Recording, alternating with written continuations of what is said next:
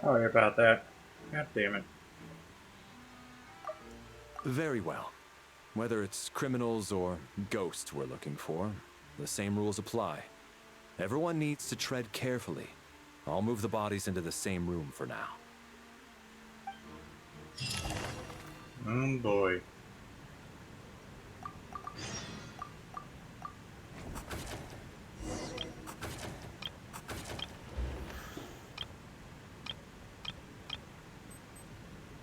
Well, it can't be us. Can't be Odette. Can't be Valeri.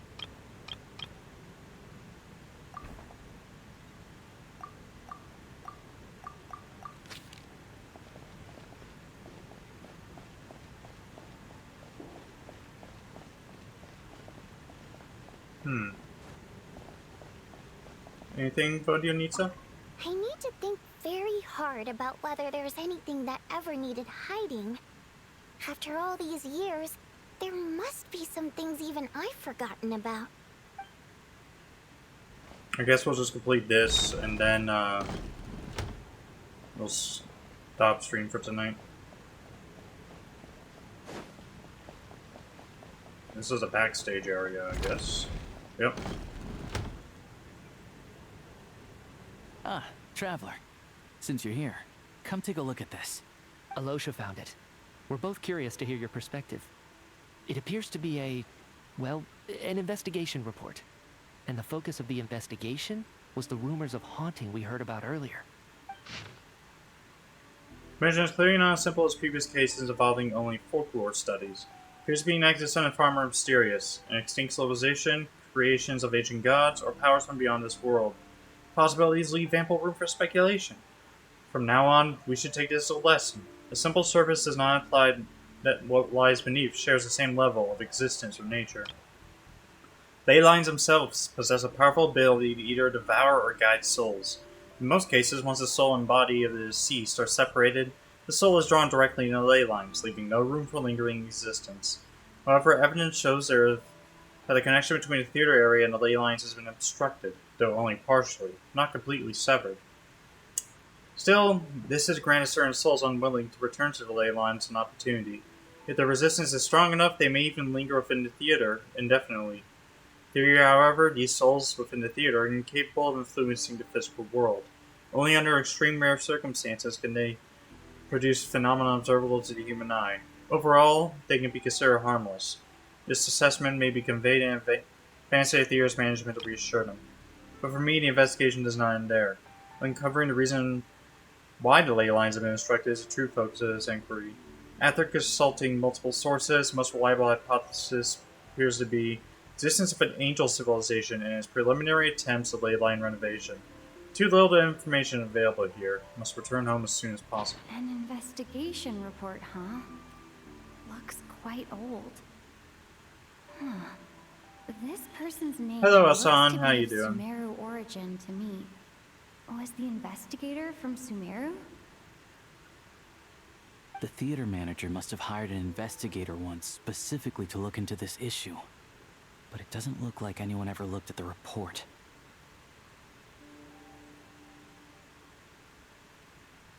Presumably, the manager wanted to know if the supposed haunting was dangerous, while also being fearful of word getting out in case it affected the theater's business. Anyway, the bottom line is, the haunting is actually real after all. It's caused by an obstruction in the ley lines. Is there any chance this is the key to finally making some progress with the murder cases? Leyline problems are pretty unexceptional to me by this point. And while it certainly offers an explanation for the ghosts, it's hard to imagine what connection it could have to these two murder cases. Some of the language that appears at the very end of the report caught my eye. Angel civilization, ley line renovation? My area of research doesn't touch on any of that, so it's completely outside of my wheelhouse. Huh? A piece of paper just fell out from the report. It landed right by your feet. Let's see. Death is near. Pretty ominous no matter how you look at it. It was tucked inside the report, so it must be a note left by the author. How's Snezhnaya treat me? I like it so far. There is a region up to the northeast that I want to explore too. I want to get the Statue of Seven out there. Can't get to it right now, but I'm assuming later on, once I get through more of the Archon story, I can get to it. Death is But for right now, I'm enjoying it so far. I Is that love supposed to be what's exploring going on here? this area. With us in the theater? But if so, how did the author foresee it? Could he predict the future somehow? Maybe things are more complicated than we thought. No, wait a second. If we take the report and the note at face value, they completely contradict one another. The report definitively concludes that the hauntings in the theater are harmless and cannot affect the real world. But the note seems to be warning of potential danger. The question is, what exactly does the note mean by death? Is it simply describing our situation, or could it refer to the perpetrator? The various ways we could interpret this keyword lead in completely different directions. Let's pause our analysis here for now. I think we need more information. Indeed.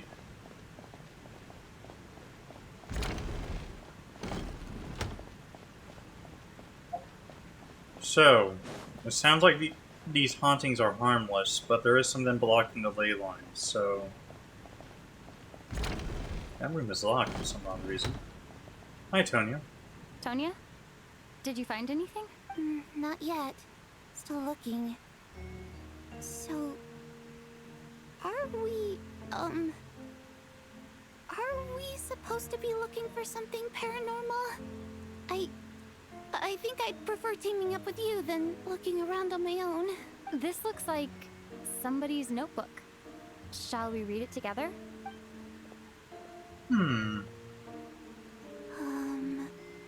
Well, it doesn't look scary or anything. So I guess it should be fine.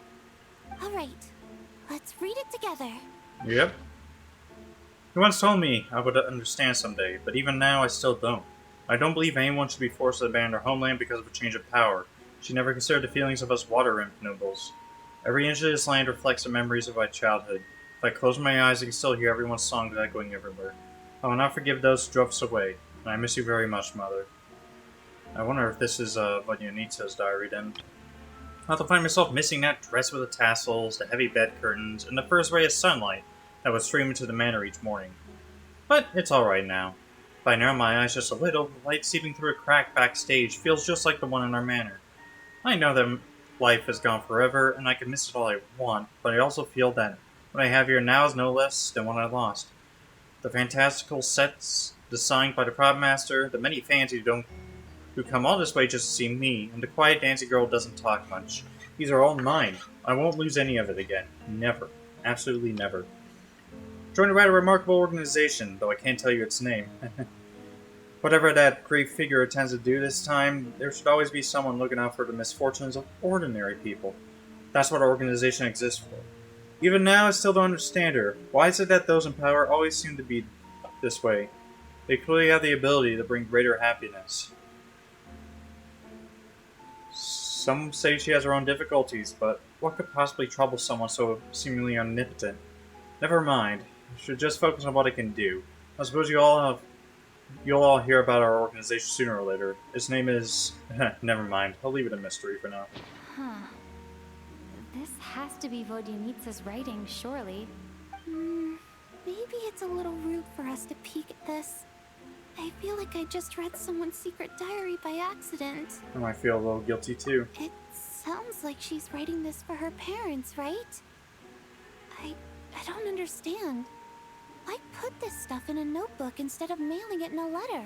Because her water imp parents belonged to the aristocracy, who were driven out of Snezhnaya by the Tsaritsa long ago. And now they live somewhere new, where the postman can't get to. Oh, hey, Vodyanitsa. We're sorry. It's fine. My fault for not storing it properly. I can't leave things lying around and expect them to get ignored when everyone's scouring the place for clues. Alright, give me my notebook back. I'll take over the investigation in this room. Okay. That got awkward.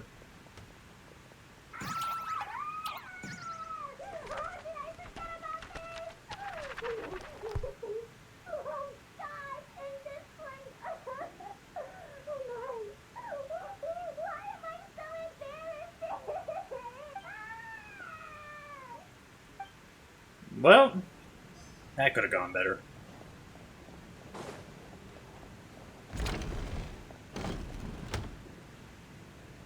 Valeri, come take a look at this.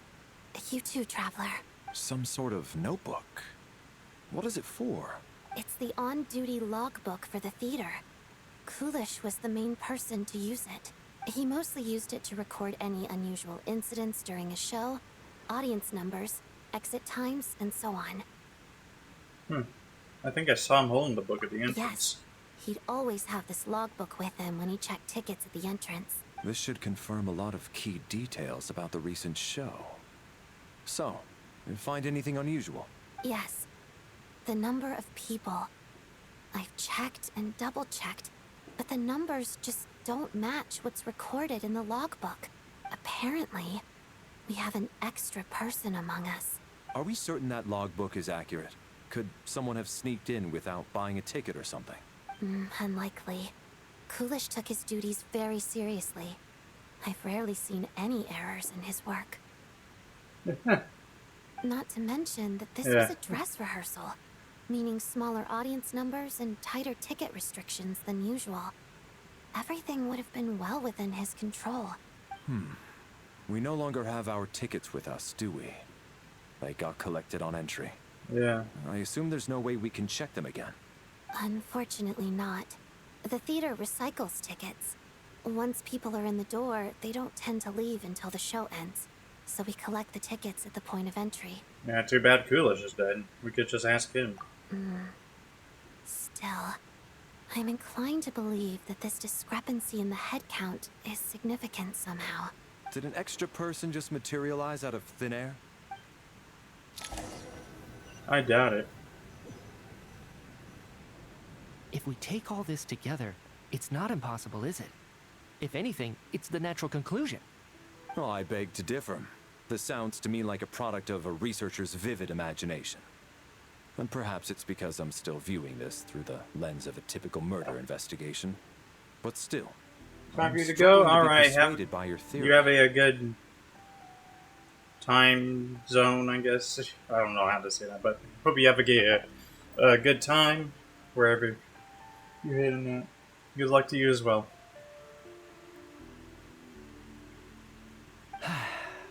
Does it really sound that far-fetched? Alright, well, let's treat that as speculation for now.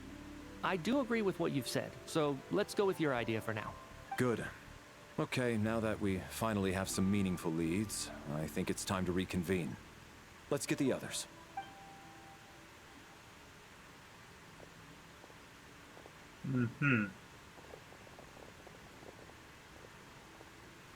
So it sounds like an extra person got So, in, and the That's about hauntings are everything we've harmless. discovered so far. I'll share my theory first. Based on what we've learned from the logbook, I believe the extra person among us is most likely the killer. If the killer had simply bought a ticket, it would have greatly increased the risk of their identity being exposed. I expect he or she either hid in the theater ahead of time, or found a way to slip past the ticket inspection. They then blended in with the group and waited for an opportunity to strike. What about the note found in the investigation report? Any thoughts on how that fits in? But the question is with the theater, like, did he record when that person walked through the door? Like, when he collected the tickets, he's like, alright, let me tell you on the list? Wouldn't have he have noticed? There's no way he was snuck. He just walked right in the front door at that point, I guess. Yeah. The killer may have simply planted it there as some sort of sick joke. I've seen my fair share of psychopathic killers. They love playing cryptic mind games. So, it has nothing to do with the haunting of the theater after all. This theory makes sense to me. If we have an audience member unaccounted for, chances are they didn't come here to watch the show. Could it really be that simple? So, in other words, all we have to do is find out who got in here without a ticket, and all our problems will be solved? Then let me make one thing clear. All the theater staff should be well aware that I came here for the rehearsal legitimately, yes? There's no way I'm the one who didn't have a ticket. It's true. I hear you used every trick in the book to get a hold of that ticket, too. Everything short of throwing a temper tantrum and rolling around on the floor at the entrance. I most certainly did not degrade myself in such a way. Probably a stupid question, but I might as well ask. Did anyone here get in without having their ticket checked? Guess it was naive of me to expect them to just admit to it. Especially after the unprompted Lelic reveal. Once was already a miracle. Twice would be unfathomable. Most likely the extra person who entered without a ticket is...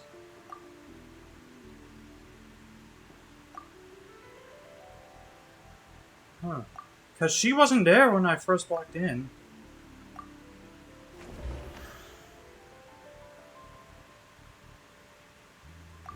Tonya received her ticket the same way I did. I assume Child got both of them together. In any case, I knew in advance that Tonya was coming. Alright. What about you? I don't believe any of us here knew Shram before all this. If no one can verify Shram's identity... Mr. Shram, did you really go through the ticket inspection to get in here? Huh? Me? Why am I being singled out, my friend? Do I seem that suspicious? It's not that you stand out as suspicious, more that everyone else has been ruled out as trustworthy. Okay. Well, we spent the best part of 2 days together now, so I'm sure you can all tell what kind of person I am. I'm a true gentleman. I never dream of doing something like sneaking to the theater without a ticket. Yeah, I have no doubt that you're a good person. But the problem is, none of us here actually know you, so no one can say for sure that you are who you claim to be. Although, actually, what was it you said last night? Yeah, you're friends with that water imp, which is why you understand our primary mode of expression. Last time I checked, there were barely any of us remaining in Snezhnaya, since most of the water imps left. Could you tell me a little bit more about your friend? There's a good chance I actually know her. And I suppose it's also kind of a way for everyone else to get to know you a little better. Good grief. Are you blushing? Pull yourself together, man. Stop giggling like a teenage boy. It's revolting. Hey, revolting is a little strong. All right, fine. I'll admit it. That water imp friend of mine, the truth is, we're dating. I was just the bodyguard hired by our family. But the stars must have aligned, because sparks began to fly between me and their daughter. Never in my wildest dreams did I think I'd get so lucky. We don't need details. Just get to the point. Okay. I'm just a little hesitant to reveal her name, that's all. You know how it is. These are delicate times, even with me to protect her. If word gets out that she's dating a human, both the Fae and human factions will give her a hard time. Oh, is it really that bad? Wow. Really? Wait, no. That can't be. Huh? Shram, what the devil are you talking about? Why is everyone looking at me like that? Surely you can understand where I'm coming from. Delicate times? Factions? Yes? You know, the Civil War? Last time I checked, the Fae and the humans were still at each other's throats. If I'm not mistaken, the last significant civil war in Snezhnaya in history was over 400 years ago. Uh-oh. When Her Majesty the Tsaritsa had just taken the throne and was consolidating her reign. What do you mean, 400 years ago? So Shram is a ghost. What's going on here? Is Shram from the past? All right, Mr. Mitya, you win this round. As far-fetched as it is, it appears that your theory may be correct. I'm just as amazed as you are. I didn't even believe it myself, to be honest. Is someone going to explain what's going on here? From the look on your face, you figured it out too, haven't you, Traveler? Yep.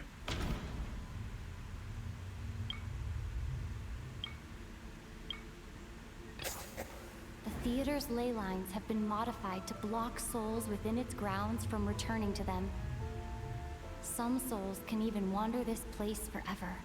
Mr. Shram's statement, proves he's from hundreds of years ago, and according to the investigation report on the theater hauntings, Mr. Schramm is very likely a lost soul wandering the theater.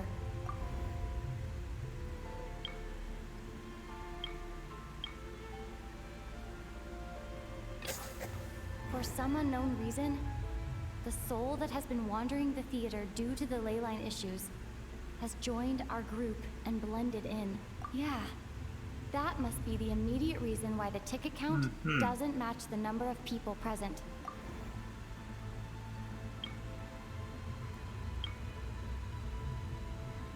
Someone who died long ago? The contents of the investigation report have been verified. There are indeed leyline issues and wandering souls in the theater. Death likely symbolizes the deceased. Mr. Schramm, for instance. Death is near. That must mean that there's a dead person in our midst. That's the truth, isn't it?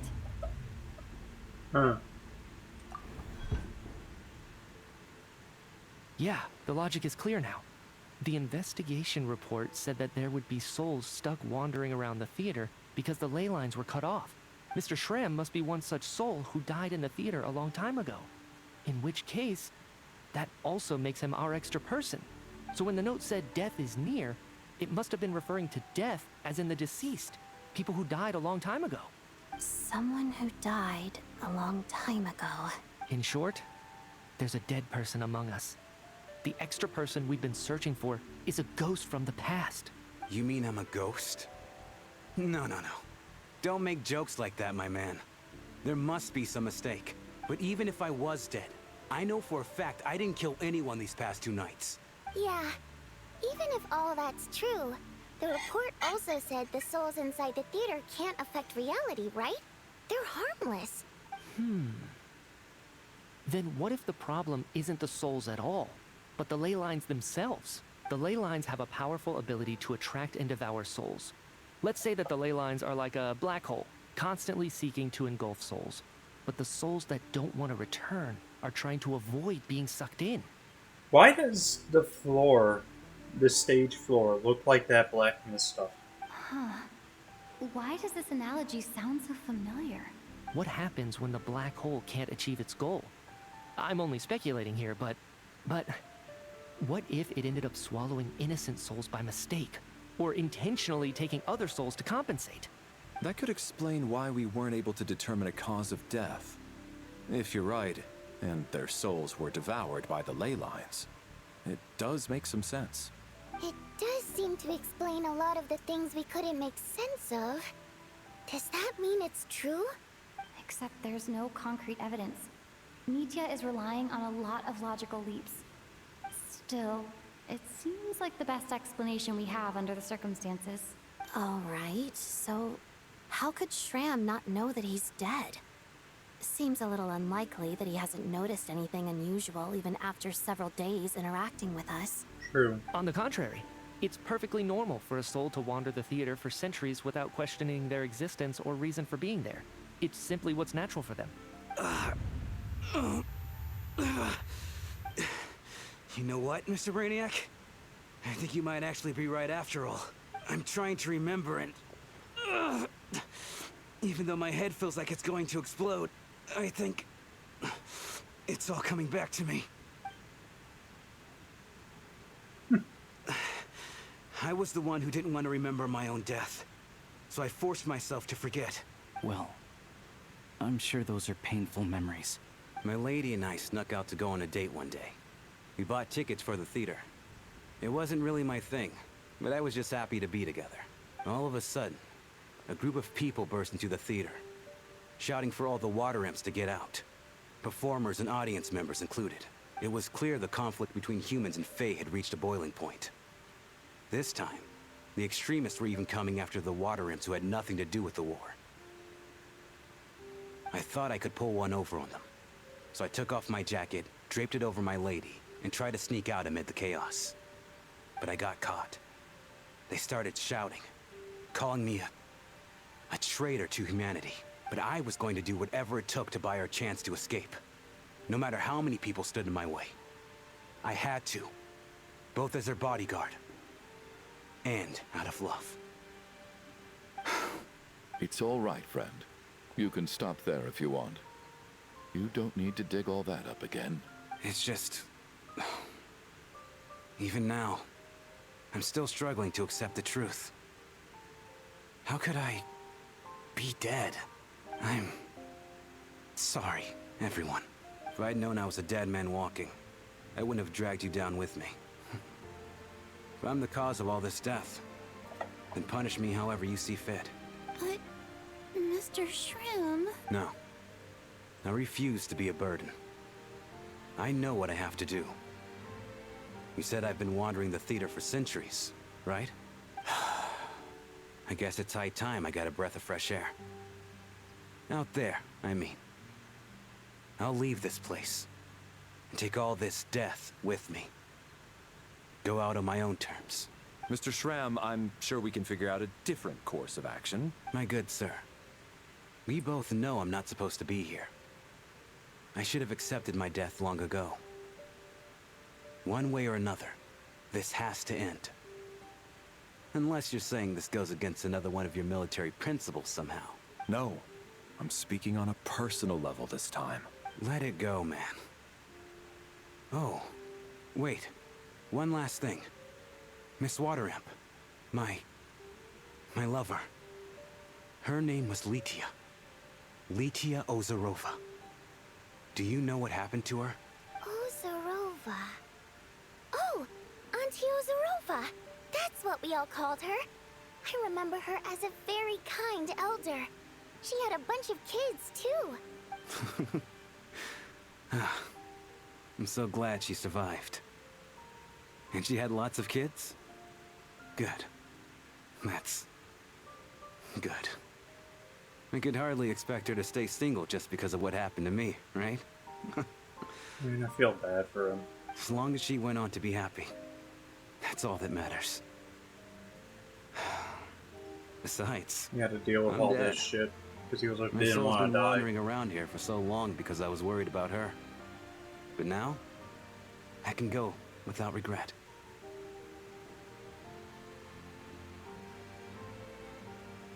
He just wanted what was best for his lady. He was so worried about it that he basically didn't want to accept that he died. So, god damn. There's no need to see me off, my friends. I've enjoyed our time together over these past few days. Perhaps we'll meet again in the next life.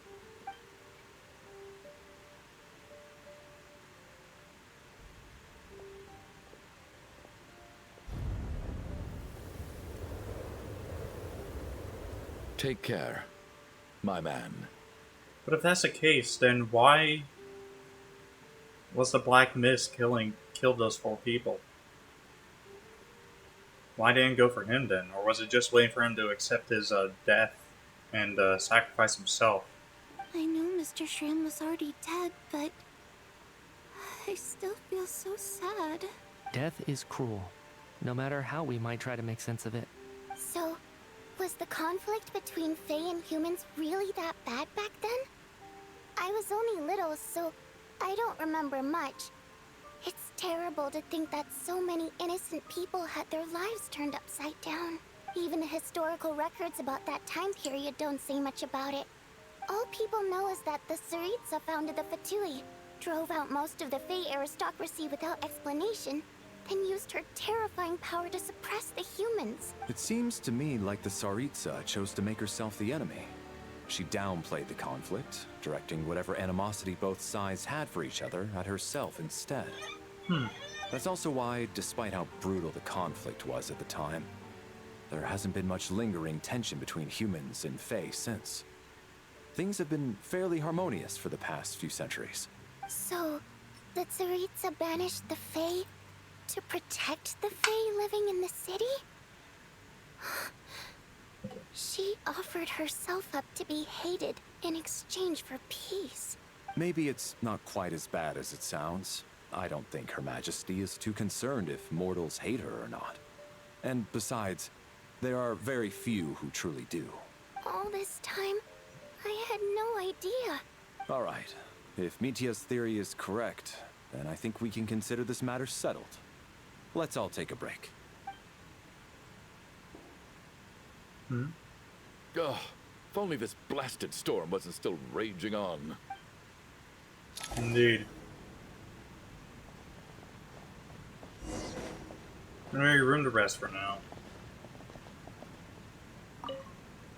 Well, at least it seems like Mr. Shram stayed optimistic until the end.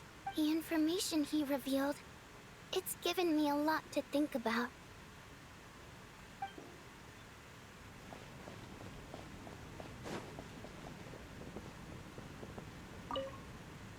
At least the lingering regret that kept him here has been put to rest.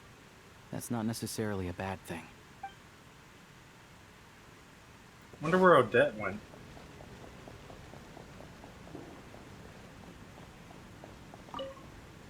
I was actually planning on hiring him as my bodyguard after we got out of here, you know. Oh, poor guy.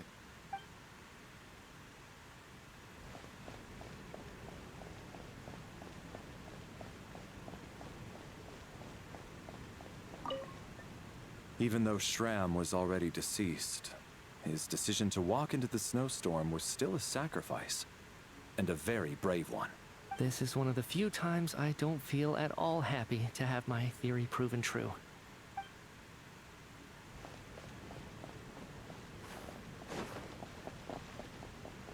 Alright, back to our room.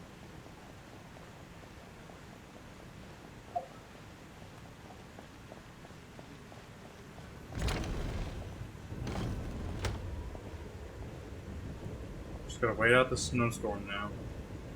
Looks like now we can just rest until the snowstorm stops. I still can't believe Shram turned out to be a ghost who'd been in the theater for hundreds of years. To think he was dead this whole time. What a strange turn of events. Knock, knock. Oh, there she is. Knock, knock. You know the door isn't closed, right? You don't have to knock. Think of it as a signal then. When I'm entering someone else's room and I knock, I'm here as Odette.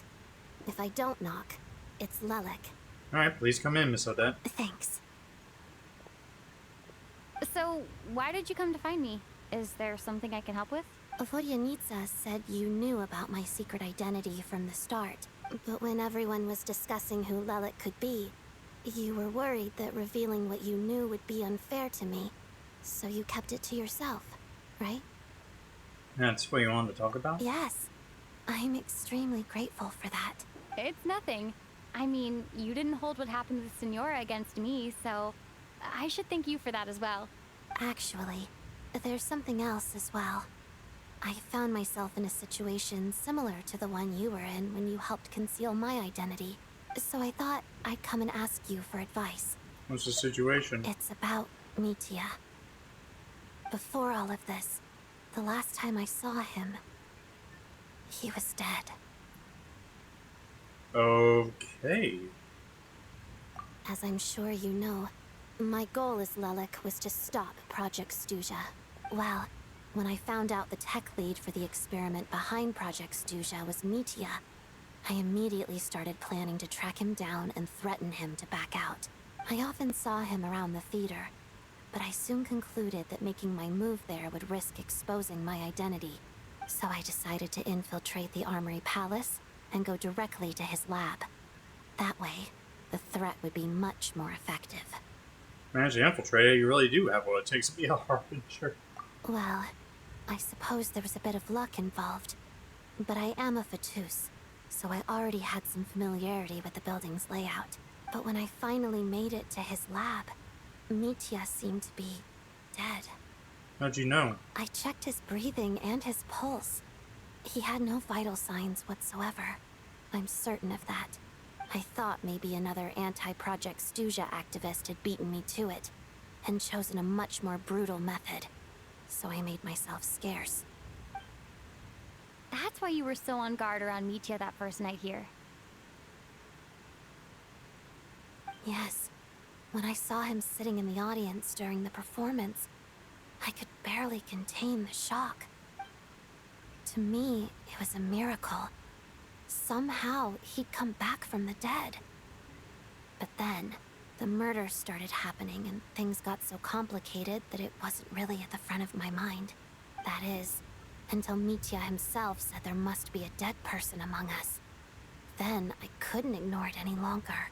And yet, you thought that bringing it up right away would single Mitya out. Just like when everyone was suspecting Lelek. Exactly. I thought there could be something I was missing. Besides, we soon figured out that Mr. Shram was a ghost. And we knew there was only one extra person. So we thought he had to be the one. But now it seems like there's another candidate. I understand why you kept it to yourself. There was so much information being thrown around during that discussion. Bringing up Mitya would have just introduced more confusion. So, what do you think we should do? Let me confirm one thing first. When was it that you found Mitya dead? Around a week ago. Sometime in the afternoon. A week ago? That's earlier than I thought. I saw him just a few days ago at a restaurant. That definitely would have been after you found him dead. He seemed completely normal to me. Chatting with Vojenitsa, trying to avoid Valeri. So he was definitely alive on that day. Huh. Well, all I can say is I know what I saw. Here's a thought. The reason we even suspected a dead person could be among us was because of the problem with the theater's ley lines. But Mitya's death happened inside the Armory Palace. The ley line issue affecting the theater shouldn't reach that far. You're right. I guess he doesn't fit the profile of the person we were searching for. I think the chances of it being him are very low. Surely he can't have died for real in the Armory Palace. Unless what? Unless he really did come back from the dead. You're right. Do you think we need to disclose this to the others? Huh, what's this? A private meet and greet? Oh, look at that. Where do I line up? That's not what's going on here. Well, I was just making the rounds. Thought I'd try to lighten the mood a bit. Vodyanitsa's handing out food if you're hungry. Should have left the door closed.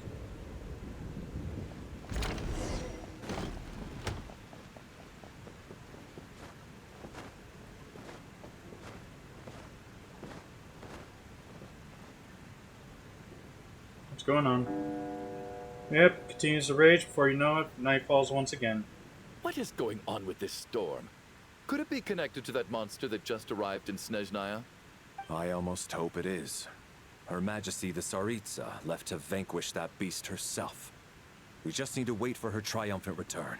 Do you think people still feel the cold after they die? I'm wondering about Shram.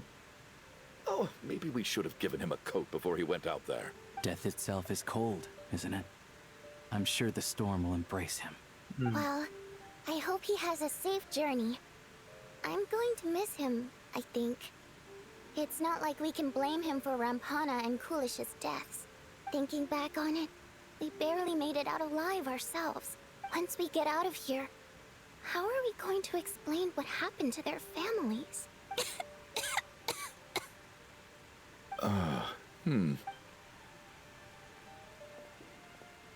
Are you okay? Here, take this. I've never used it. Thanks. Look who's Mr. Nice Guy all of a sudden. Is it because Tonya stood up for you this morning? At least you know how to return a favor. Yeah, without Tonya, who knows how badly he would have been hurt. I told you already, I never intended to resort to violence. Duh, bunch of rascals. Little girl? I was rather surprised when you spoke up for me this morning.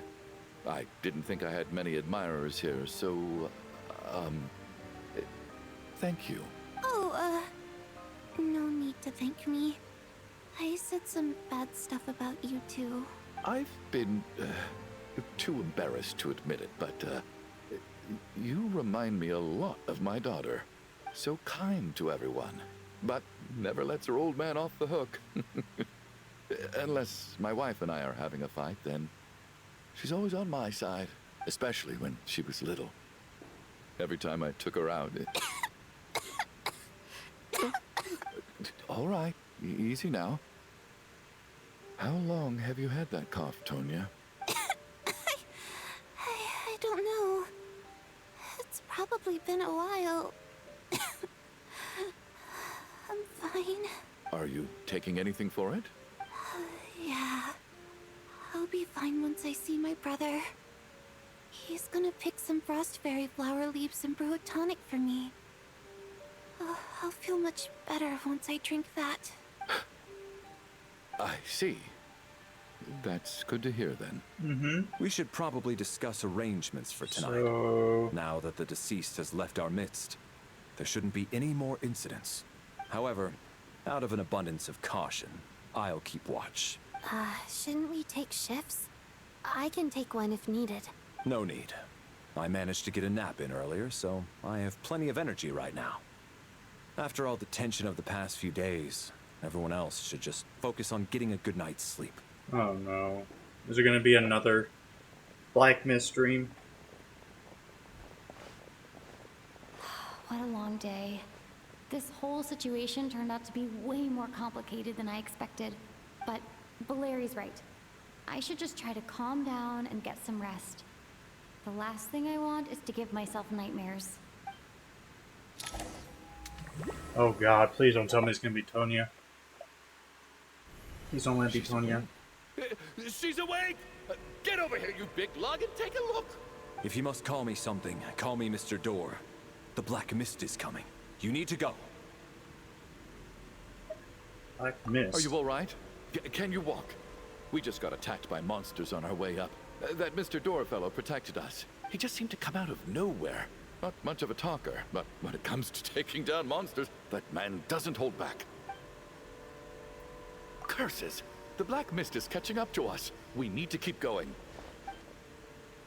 Mr. Door, I don't believe I've ever seen you around here before.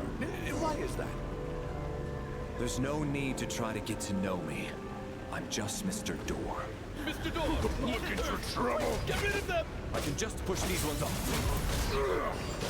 Oh, well, anyway, we're lucky to have you here. Thanks for saving us earlier. No need to thank me. This is where my duty lies. Bye. Alright.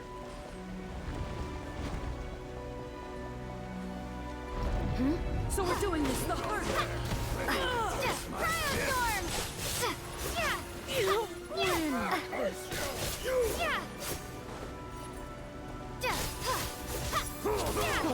Remarkable work, Mr. Door.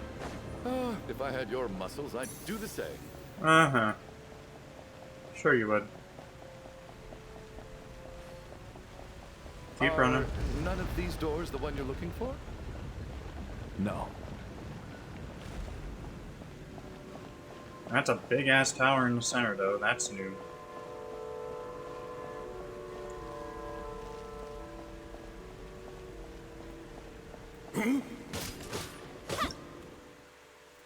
When the Fae knows the Snegovic feel threatened, they will case themselves in a nice coffin. Can be weakened by the stellar glimmer reaction because more easily broken for electro-animal attacks.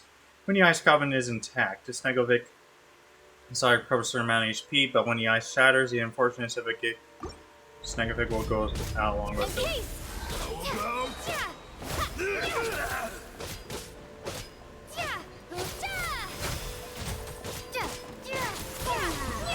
Come no closer. What the hell are you? My command. My command. Oh, goodness me! By my command. Impossible. There's a mist. Impossible. I'm so exhausted. And the Black Mist is still rising. Wait, look! There's more monsters down there. Are they coming from within the Black Mist? No, no! They're gaining on us. Quick, keep going, or they'll be at our heels any second. Yep. Mr. Door! door! What are you doing? We need to get out of here. They're coming! Found it. Hmm? This is my door. What? You mean you're going to stay here? I am a door. This is where my duty lies. So you meant a door for closing, not for opening. No! You saved us. We can't leave you behind. You must keep going. A door can only keep things out for so long. You must make haste. But... Oh, you're right. Oh no. Let's go. We can't let Mr. Door's sacrifice be in vain.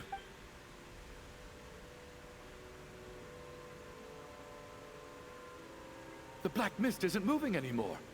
Looks like both the monsters and Mr. Door are gone. I didn't just imagine all that, did I?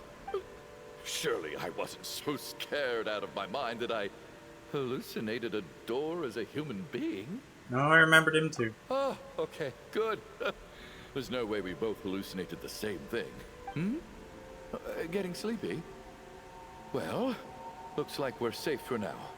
Go ahead. Let's get some rest. Now Valeri's dead.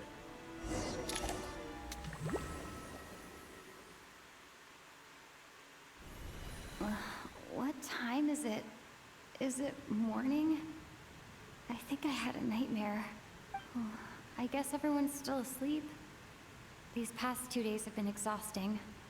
Valeri's keeping watch though, so he's probably the only one awake. Valeri? Yep, he's dead. He was calm and composed as ever. Even now, it seems as if there's no burden he couldn't shoulder. Yet around him, time seems to stand still, as if the gods in their mercy finally granted him a moment of respite. Wake up! Everyone needs to wake up! You ceased during the night. Just like the last 2 nights. No clear cause of death. I've been a real thorn in your side, haven't I, Mr. Valeri? Now you can rest in peace. But for me, life will be all the duller for not having to run away from you, my friend. How's Tonya? Is she okay? I just checked on her, and it doesn't seem like anything serious. She's just exhausted from the past couple of days, and she's still recovering from her illness. We should let her sleep a bit longer. That means Valeri was the only one who died last night. If Valeri was awake and keeping watch, it would have been impossible to kill him without waking everyone else up. That much is certain. This is so frustrating. Why has nothing changed since yesterday? I thought we already dealt with the dead person causing all this. Actually, one thing has changed. There's only one victim this time, not 2. Does that mean...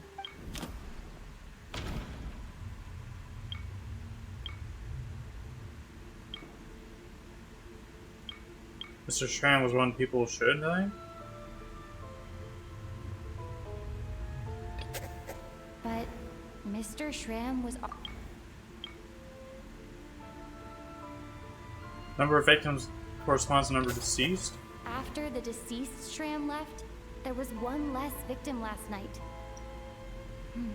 That more or less tracks. It's a reasonable conclusion, considering the only variable that changed. Oh, the number of people who die each night is equivalent to the number of dead among us. That's your theory, right? Exactly. We identified Mr. Shram, and the night after he left, the death toll dropped from 2 to 1. By that logic, there must be one more dead person left among us. Another one? But there was only one person unaccounted for in the ticket checks, right? The head count should match up now. Having an extra person was definitely a cause for alarm, but being one person short isn't nearly as unusual. Someone could have left in the middle of the show, or made it out before the storm hit. One more dead person among us. If Nitya's theory is right, then what Odette told me seems a lot more relevant. It's just, at the time, we had no reason to think there was more than one dead person. If only we'd taken it more seriously as a possibility. Maybe this could have been avoided. I'm sorry. This is my fault. I had information that could have been helpful, but I held back. I should have brought it up right away. I'm partly to blame as well. I was too quick to dismiss Odette's concerns. What is this about? What have you two been getting up to behind my back? Sounds like there's some big news you've been keeping from the rest of us. Well, we're all ears.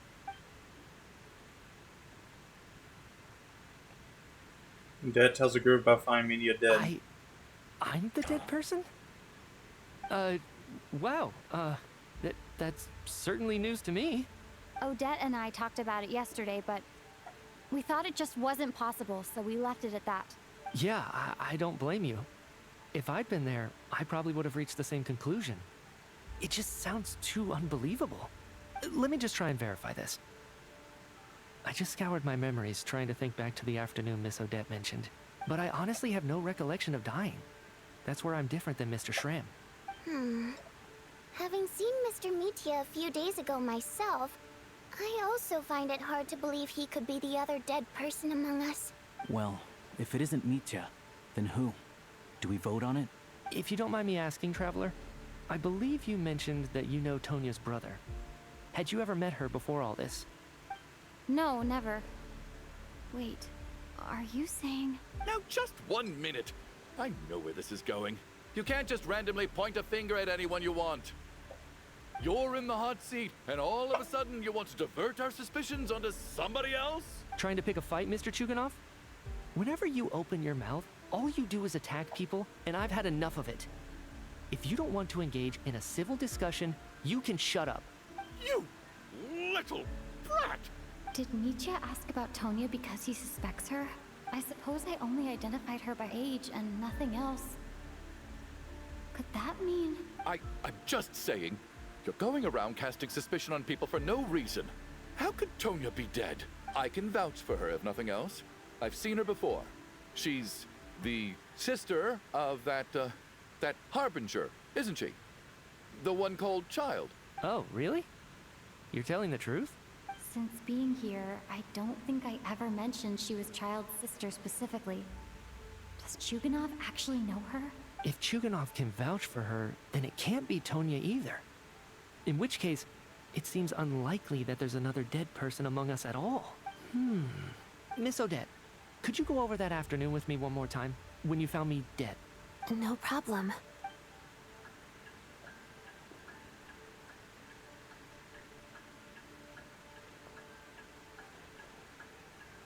Huh.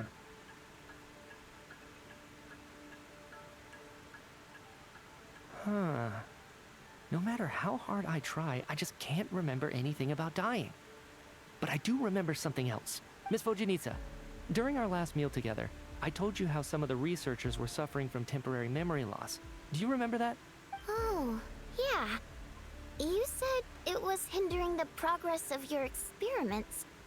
You thought they were just under too much stress or something. Right. And even though I don't remember dying that day, I'm pretty sure I experienced something like amnesia. Some of my memories from that afternoon are missing. Are you suggesting you're missing the memory of your... Of course. How am I only just realizing this? Humans aren't necessarily aware of their own death. You mean being silently assassinated, or dying in your sleep? Situations like that? The researcher's amnesia. Suddenly it all makes sense. I must thank you, Odette. I think your perspective just helped me reach a breakthrough on a series of issues that have been troubling me for quite some time. All right. It's decided then. I'll be the one to leave today. Oh, leave? Hey, wait a minute. Aren't you rushing into this? What if you're wrong? You'll pay with your life. Come on, kid. Aren't you gonna fight for your life? This seems like a rash decision. I have other reasons beyond what's been discussed. In fact, thinking back, I remember during Miss Odette's performance, while I was sitting in the audience stalls, a brilliant new idea for my research popped into my mind. But then, my train of thought suddenly cut off. I can't remember it now at all, and I didn't take any notes. I guess that must be another instance of temporary amnesia. No. Hold on. I see where you're going with this. You're suggesting that each instance of temporary amnesia is a death, right? There's a glaringly obvious flaw in that idea, no? How can one person die so many times? Reminds me of the Hartman guy from Death Stranding, who his heart constantly keeps stopping every like few minutes, and then like 3 minutes later, he gets a defibbed back to life. I believe Miss Odette's account. During the period where my memory is blank, I must have been either dead or in a similar state. All it would take is for the same thing to happen in the theater, and I would come under the effect of the ley lines in this vicinity. This increases the likelihood of me being the deceased, does it not? But... There's no evidence to suggest that anyone other than me is a candidate for the deceased. So allow me, as a scientist, to treat this as an experiment. Please relax, everyone. I don't think things are as bad as they may seem. If I really am the deceased, then to leave the theater will be a relief for me. If, on the other hand, I'm still alive right now, well, apparently you've all witnessed my resurrection recently anyway. Who's to say I won't return from the dead again this time? Mitya's right. This is the only thing we can try right now. I think he's deliberately downplaying the gravity of the situation, though. He probably doesn't want to burden everyone. What is a scientist if not someone who gambles on experiment after experiment in an attempt to obtain the truth? With this snowstorm, the ley line phenomenon, ghosts of the dead, and my amnesia, we've been paralyzed by not knowing and powerless to do anything about it. It's a terrible feeling.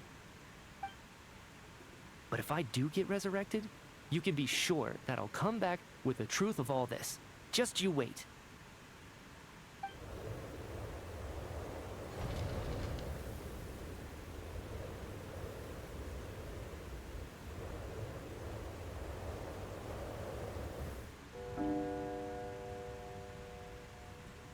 More than half the group is gone since the first night here. Damn.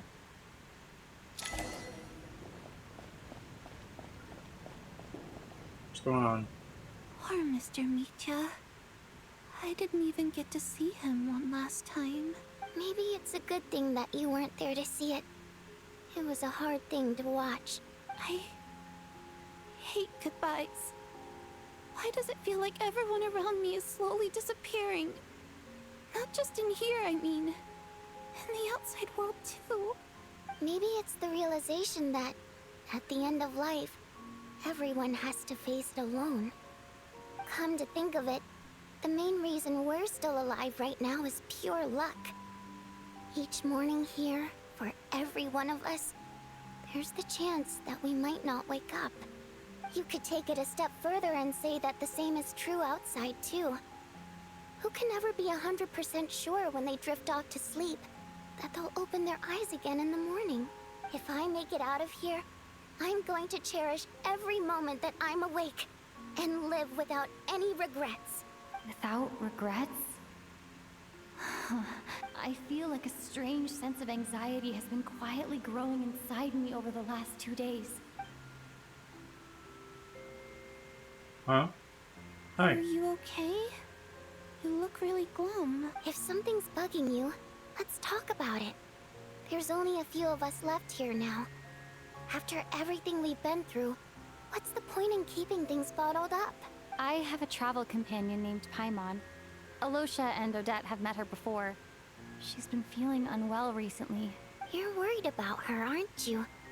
That makes sense. We've been trapped in here for days. To be honest, I used to feel like I was just a spectator in this world, watching everything that happens from the sidelines.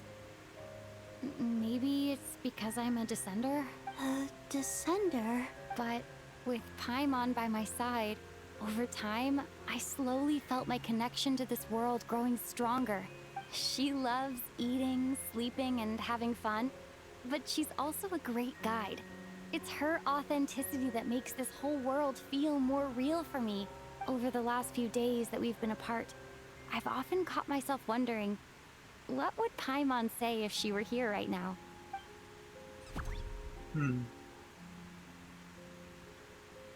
But by the time I snap out of it, the conversation has already moved on and I'm still in my own little world.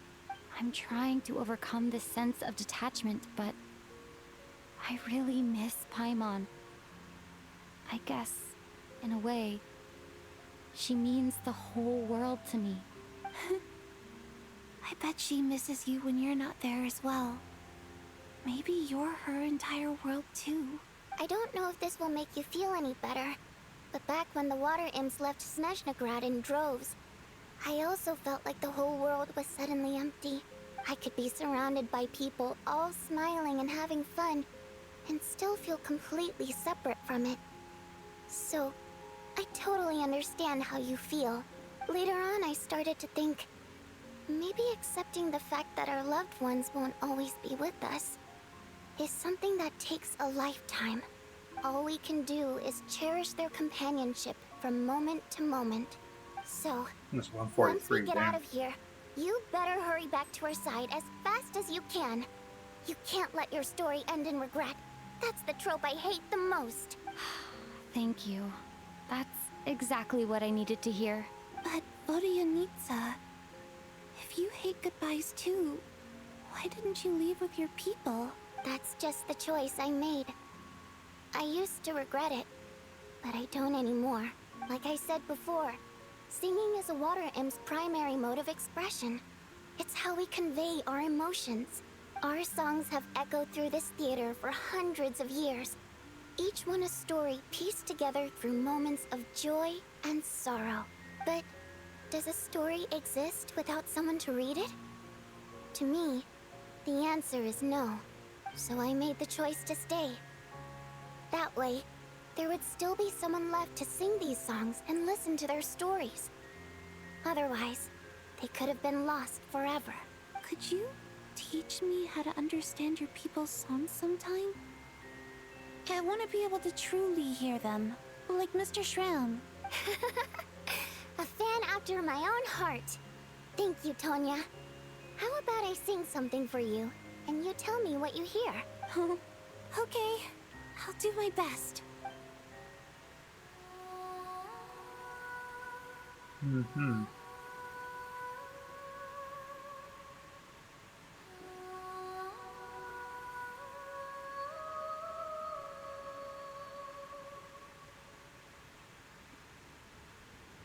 I've never heard that one before. I feel like I can hear a sense of longing somehow.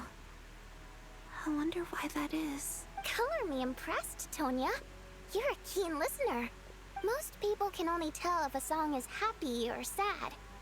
I didn't think you'd be able to pick up on such specific details. So, what's the song about then? Come on, tell me. I've actually never performed this song in the theater before, because it has more of a ceremonial purpose for our people. It's not meant for the stage. It means something like, may those we have lost watch over us, and follow this song back home in the night, so that we might be reunited once more. So it's a requiem. No wonder I could hear that sense of longing. You sing it for loved ones who have passed away. I hope it reaches them. It's getting late, Tonya, and you're not well. We should all turn in early. I suppose there's no reason to keep watch tonight. Okay, but, before I go to bed, could you sing that song a couple more times for me, Vodyanitsa? Of course. Anything for my #1 fan.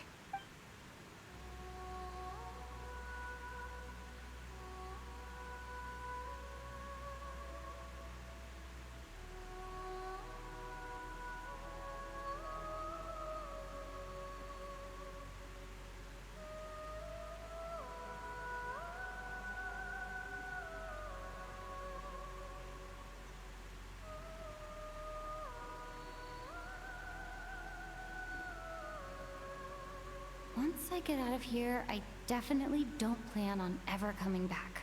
But I guess that means I'll never get to hear Vodyanitsa sing again. That's a sad thought. Before I fall asleep, I should cherish this moment of companionship while it lasts.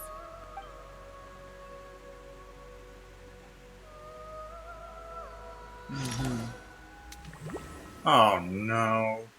What do we miss now? Where am I? It's so dark in here, and I feel kind of dizzy. Am I alone?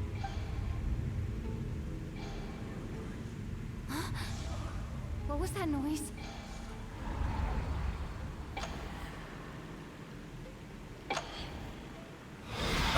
That's not terrifying at all.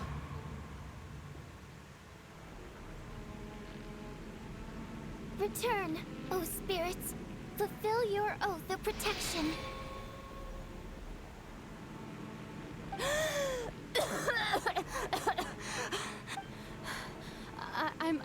I'm alive? What just happened? No time for questions. Quick, over here. Turn on the switch. We need to bring back the light. What the hell is going on? All right, we're safe. The spirit just now is called Night Prayer. The light subdues her, but she'll attack without a second thought in the dark. She a ghost? Sort of. I know it's hard, but you can't let this place go dark, or she'll kill you again. Did I really just die? Yep. Luckily, I was here to resurrect you. Otherwise, that'd have been a real bummer. A bit more than a bummer, I'd say. Wait, so you have the ability to resurrect people? Sure I do. I'm your guardian spirit after all. I specialize in soul recall. Oh, it's nice to meet you, by the way. Oh, thanks. It's nice to meet you too. All right, there's no time to waste. The black mist is already catching Oh, up. no, We need to not this avoid it again. at Night Prayer at all costs. Come on, let's go. We need to reach the next switch before the place gets too dark. If we bring the light back, Night Prayer won't be able to get to us. Sweet, sweet light! It's back! Now that's a sight. Shh! It's Night Prayer. We need to move quick, but don't let her notice you. Look out!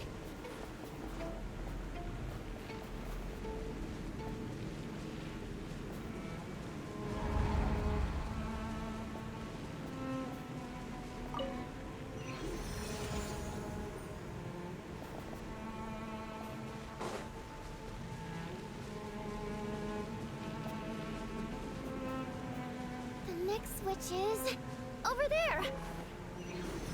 Come on. Come on. Won't be here too long.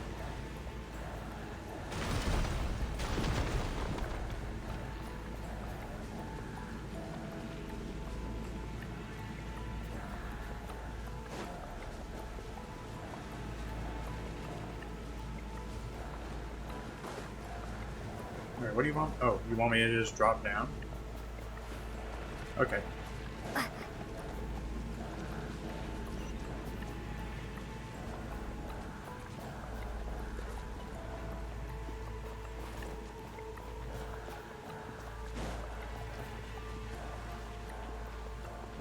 Hmm?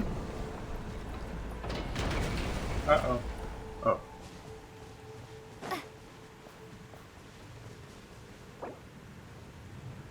Oh, hello.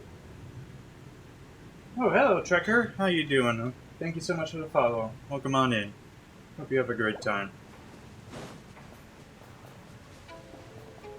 If it keeps going after this, I'm just gonna have to stop stream because it is late.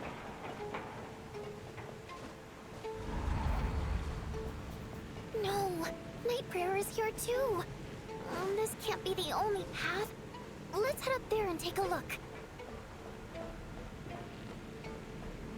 The switch is just up ahead. Hurry! I'm hurrying. It's too dark. We're not gonna make it. Come on, faster!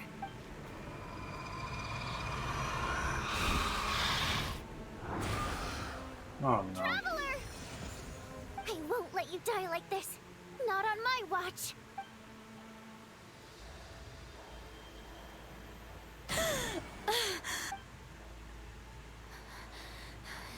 Even though it's not permanent, dying is definitely not a pleasant experience. Great. You're back. Yeah, thanks to you. Time for you to get out of here. Quick, before the light runs out. What about you? You're not coming with me? I can't. I've already been used up. Used up. A guardian spirit's skills are finite. I can only resurrect someone so many times. I might not look any different, but my essence has been exhausted. Now, I will slowly start to fade away. I can go no further. The black mist is where I belong. It's okay. Why didn't you tell me sooner? Because it wouldn't have changed anything. That knowledge would have just burdened you. And a guardian spirit's role is to protect. Oh, you having a PC problems? Oh, yikes. Hope you can get that fixed soon. But yeah, thank you. Having a good time? Good to hear, but yeah, I hope your PC problems get fixed. But... Go. Now, before it's too late. I already hear Night Prayer approaching.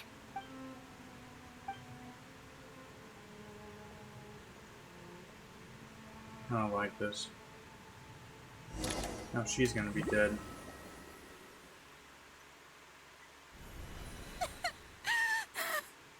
Odianitsa! How could this happen? Odianitsa! Well, I guess there's no need to inspect the body. Been going on in that tragic deaths that we each morning. For a long lament, countless warriors seems to resound around the theater, full of deep affection and sorrow for Vodyanitsa. Your emotions begin to respond in kind, leaving a heavy feeling in your chest. Damn. This wasn't supposed to happen. You lied to us, didn't you, Chuganov? You've been lying from the start. Take a long, hard look at yourself before you go around accusing other people. I suspected you on day one, Lelik, and now look where we are. By some strange coincidence, you've never been targeted. You just happen to have survived this long? No, you should be the prime suspect. And you, little hunter, ever so content with staying on the sidelines. Yet, you were the one who stopped us from leaving from the start. Why are you trying to keep us here? Now you're just lashing out indiscriminately. That's either a sign of anxiety or a guilty conscience. Where was all this passion and bravado before? Decided to fight until the bitter end. Is that it? Is that a threat? Fine, bring it on. You think I'm afraid to die after all this? You want to kill me? Go ahead. I'd like to see you try. Yeah, it's hard to figure out the issue when you don't know exactly what's going on. I know that feeling. After all the trauma of the past few days, everyone's been pushed to the breaking point. Valeri and Mitya aren't here anymore. Someone else needs to step up and take charge. But first, I need to think this through. Considering everyone left, who's the most likely candidate for the deceased? Would it have to be her? Of those who remain, the only person we've never met before is Tonya. There is room to doubt her true identity. People are easily misled by first impressions. Now that I think about it, child sister was in fact a label I imposed on her due to my own assumptions. But Mr. Chuganov vouched for Tonya's identity yesterday, with basically no other possibilities left. Could it be...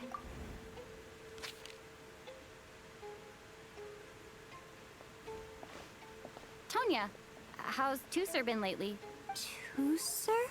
Your brother Ajax must have mentioned me in his letters home, right? Did he say anything about a blonde traveler? No. And my brother's name is Razik, not Ajax. Uh-huh. Chuganov, looks like it's your turn to do some explaining. Yesterday you said you could vouch for Tonya. Why did you give us a false testimony? I knew you were behind this, Chuganov. You've been lying through your teeth from the start. Everything about you is fake. Down to the wife and daughter you're always talking about.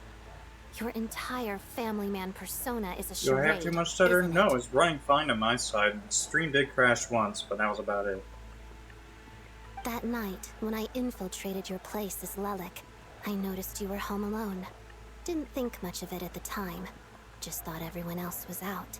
But thinking back on it now, that doesn't seem very likely. My guess is, you live alone, don't you? Even that was a lie? But why would he lie about having a family? Curses! Oh, why is there no end to this blasted snowstorm? If it would just stop! if it would just stop. I think I remember now. I know how I ended up here. It feels like a distant memory. But at the same time, it's just like it was yesterday. The reason I'm always coughing is because I got sick with frostbite. The locals usually call it the snow cough. It's not a very common illness.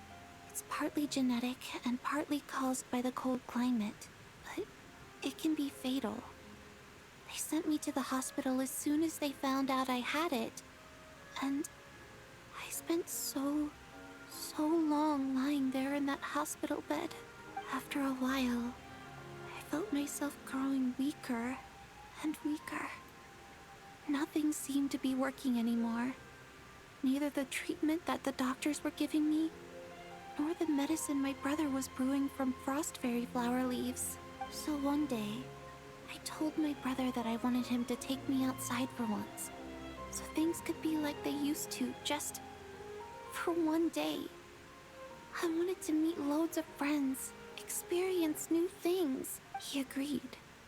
He snuck me out of the hospital, and we escaped. We got to the theater, bought tickets, and went inside. Oh, it was all so exciting. I remember the show very clearly. It was amazing. But I found myself getting sleepier and sleepier. Oh, Tonya. When I woke up, I couldn't find my brother anywhere, so I guessed he'd already left. But there's no way he'd leave me behind. So I decided to stay here and wait for him.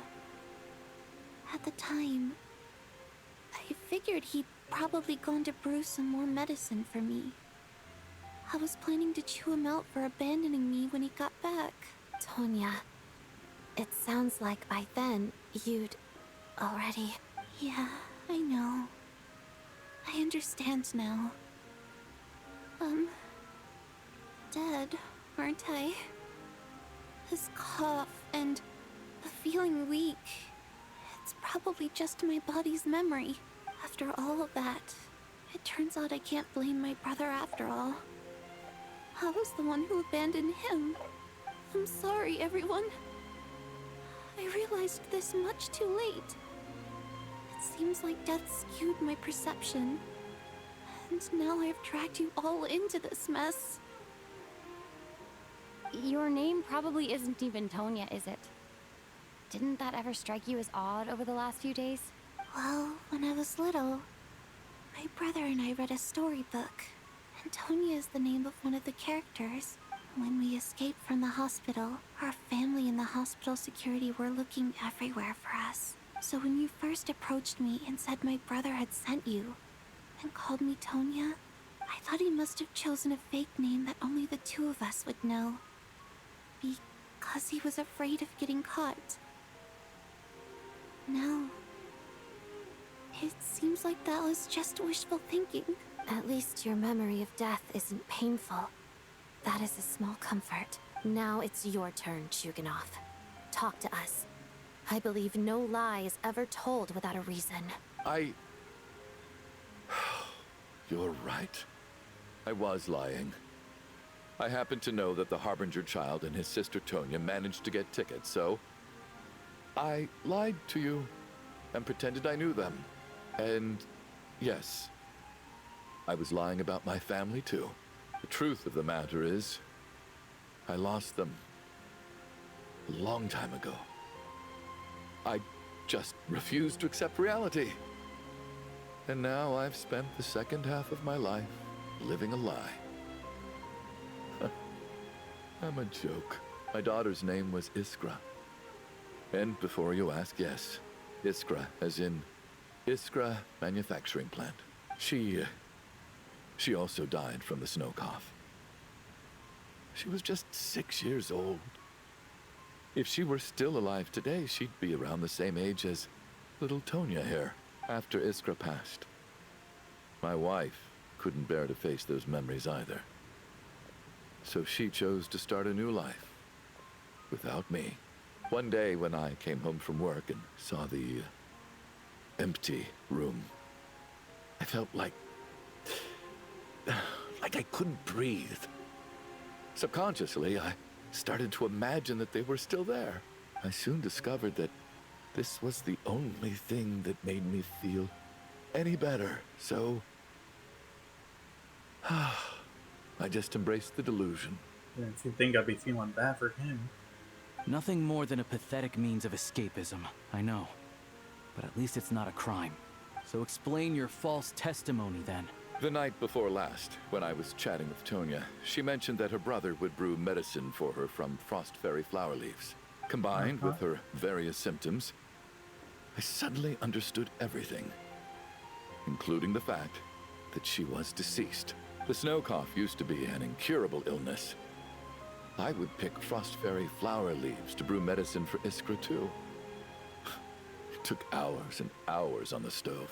But the year after my daughter passed away, the jester of the Fatui announced that a cure for frost blight, also known as the snow cough, had finally been developed. Oh, that's cruel. It turned out that all previous treatments were completely ineffective. No better than random concoctions. That was the final straw for me. I just couldn't take it anymore. Just one more year. One more year, and everything would have been okay. So, more than anyone, I know full well that in this day and age, no one in their right mind would still be using frost flower leaves to brew medicine for the snow cough. Poor Miss Tonya, therefore, had to have been from an era when snow cough was still a terminal illness. So, you projected your daughter onto her? Even though you knew she was one of the dead?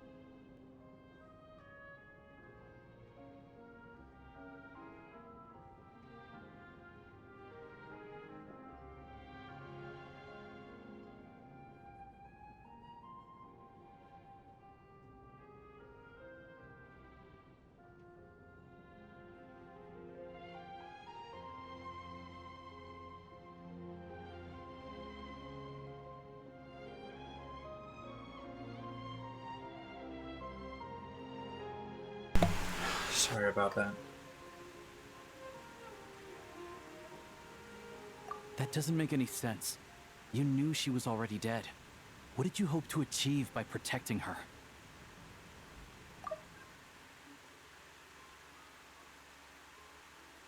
I just don't believe in your crackpot theories. Nor do I approve of your Yeah, actions. his story is super touching. How can you just declare a living person dead and throw them out into that snowstorm? Nitia's gone. My good buddy Shram's gone. And now it's Tonya's turn, isn't it?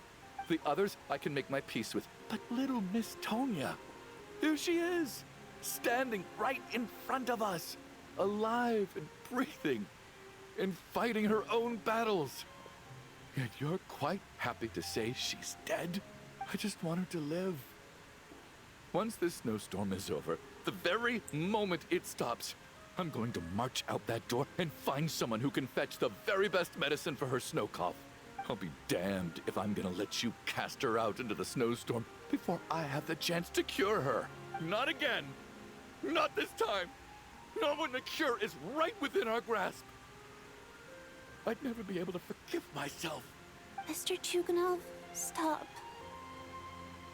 I can't let you do this. Tonya.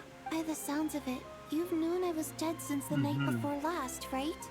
I really liked Mr. Valeri, Mr. Mitya, and Miss Vodyanitsa.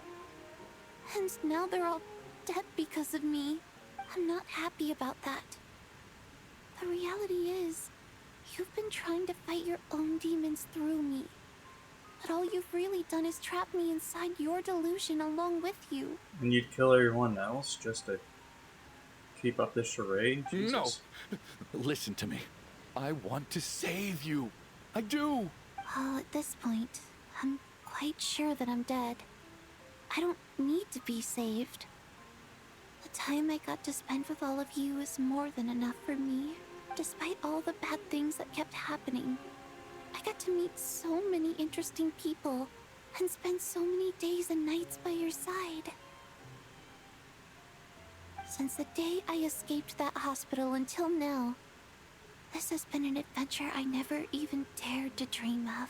I'm very fond of you all. If it were only possible, I'd trade my soul to bring back the ones who died. If it meant things didn't have to end like this. And that's why I'm not fond of you at all, Mr. Chuganov. I'm sorry. It's them that you owe an apology to, sir. Not me. Well then, I suppose this is it. It's time for my adventure to end. I've caused enough trouble. You're leaving already? It's still early. Don't you want to stay a little longer? No thank you. Oh, and by the way, my name is Patashka. It was nice meeting you all. And she walks off into the blizzard. Feels strange that we're only being properly introduced now that it's time to say goodbye. Tashka. Where's he going? What are you doing, Chuganov? Are you crazy? Let me leave. I can't keep lying to myself anymore.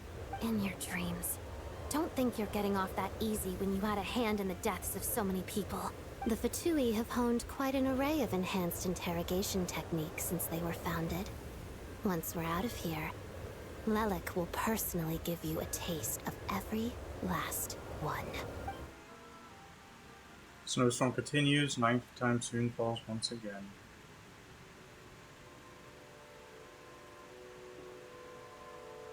I think we should leave. I doubt this snowstorm is ever going to stop. For all we know, this storm might have destroyed all of Snezhnaya by now. Maybe even the whole world. Yeah. Wait, we finally solved the mystery of the haunted theater today. Maybe let's at least try to enjoy tonight? Fair enough. I don't particularly feel like dying in Chuganov's company anyway. And yet you won't let me die first. Hey, Chuganov, on a serious note, if we do make it out of here, you should close down that factory of yours. A lot of people are freezing thanks to you. Is this really the time to be discussing my factory? All right, fine. I'll shut it down. Doesn't matter to me anymore. Am I Oh. hearing things? Or was that a knock at the door? There it is again. But I don't understand. The snowstorm hasn't stopped, has it? Maybe we got him on a visitors. Should we open the door? Is this it? Is this nightmare finally over? If the last few days are anything to go by, I probably shouldn't be getting my hopes up. Whatever lies beyond that door at this moment, it could be something even more terrifying than everything we've been through so far.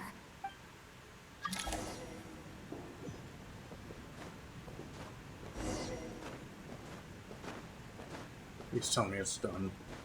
I just want to get out of here.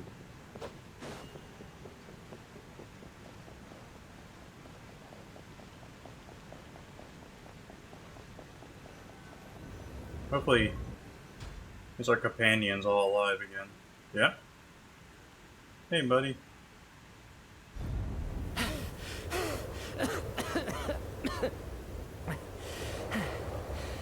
Hey, everyone.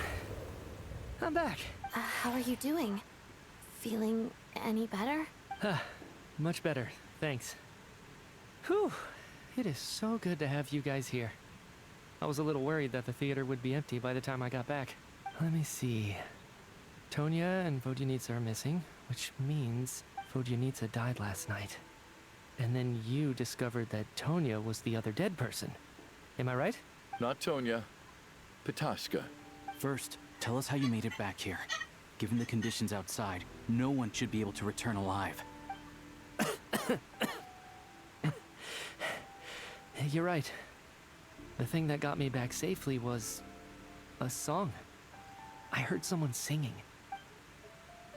What? After walking into the snowstorm, my mind grew hazy. I don't know how long I walked through the storm before my mind completely slipped away. Then, suddenly, I heard the sound of singing. The voice instantly brought me back to my senses, and I regained consciousness. So I followed the voice, searching for the source of the singing. I searched and searched, until finally, just a few moments ago, there was the entrance to the theater, right in front of me. Singing. I've actually never performed this song in the theater before, because it has more of a ceremonial purpose for our people. It's not meant for the stage. It means something like, "May those we have lost watch over us, and follow this song back home in the night, so that we might be reunited once more." That must have been Vodyanitsa's Requiem.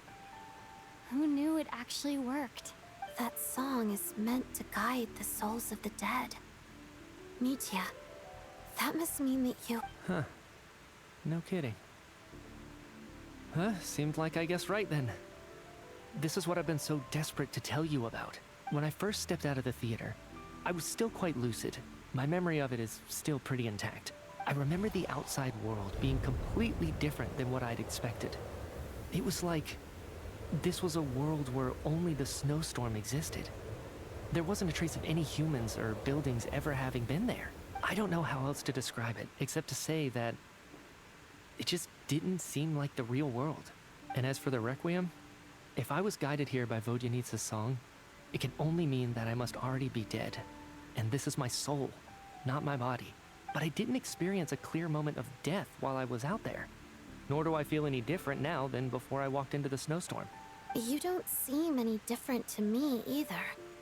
In fact, this is something I've been wondering about for a while now. If souls aren't physical, shouldn't they lack tangible form?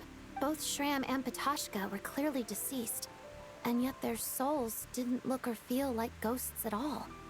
They were visible, tangible, no different than you or me.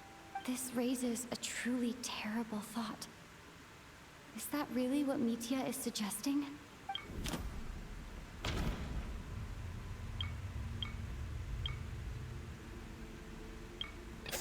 We're all dead. Mitya's soul was summoned back by the Requiem, confirming that he is indeed already dead.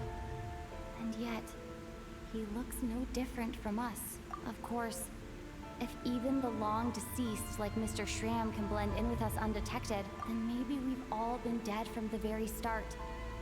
And all of us are now souls wandering the theater. What the fuck? Yes. I think that this is probably the afterlife. What did you say? You heard me. We died in the theater. All of us did.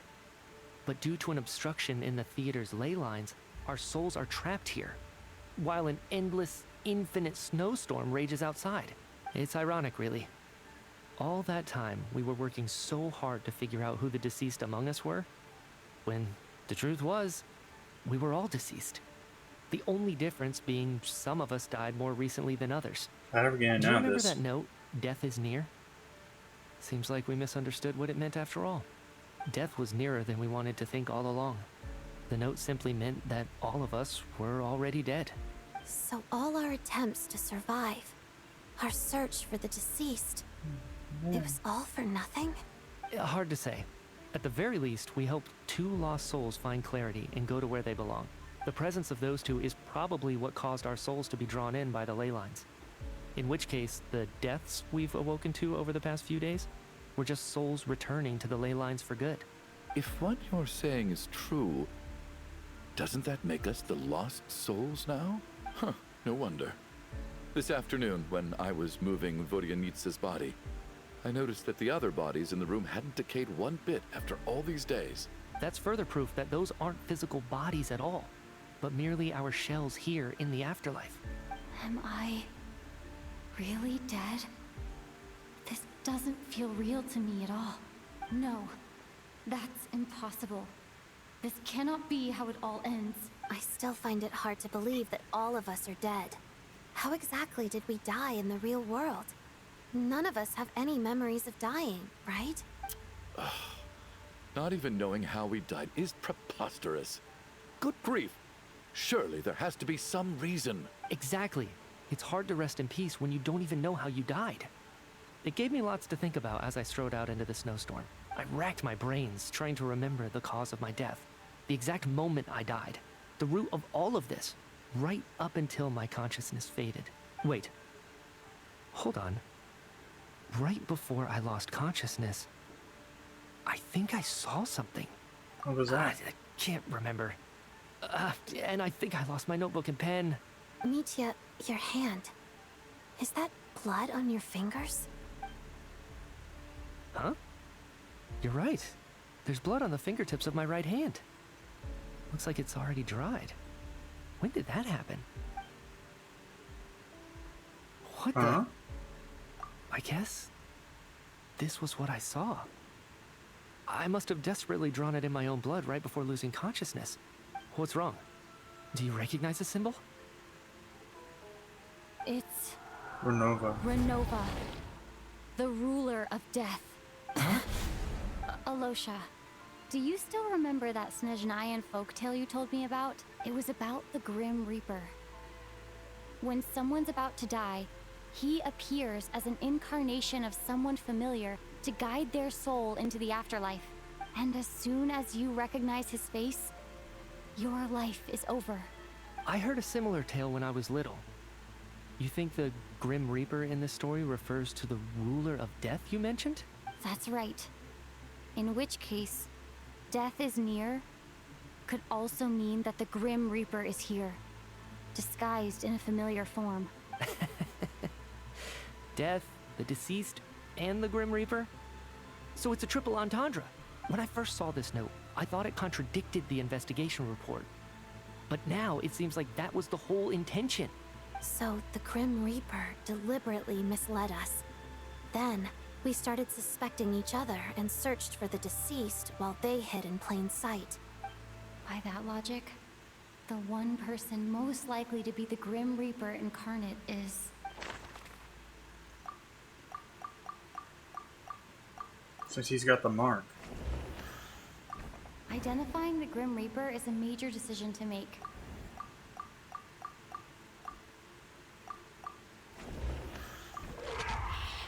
It's him. No doubt about it. It's Alosha. Looking back at how everyone has acted over the past few days, Alosha is most likely the Grim He Reaper is super lurking calm among about us. everything.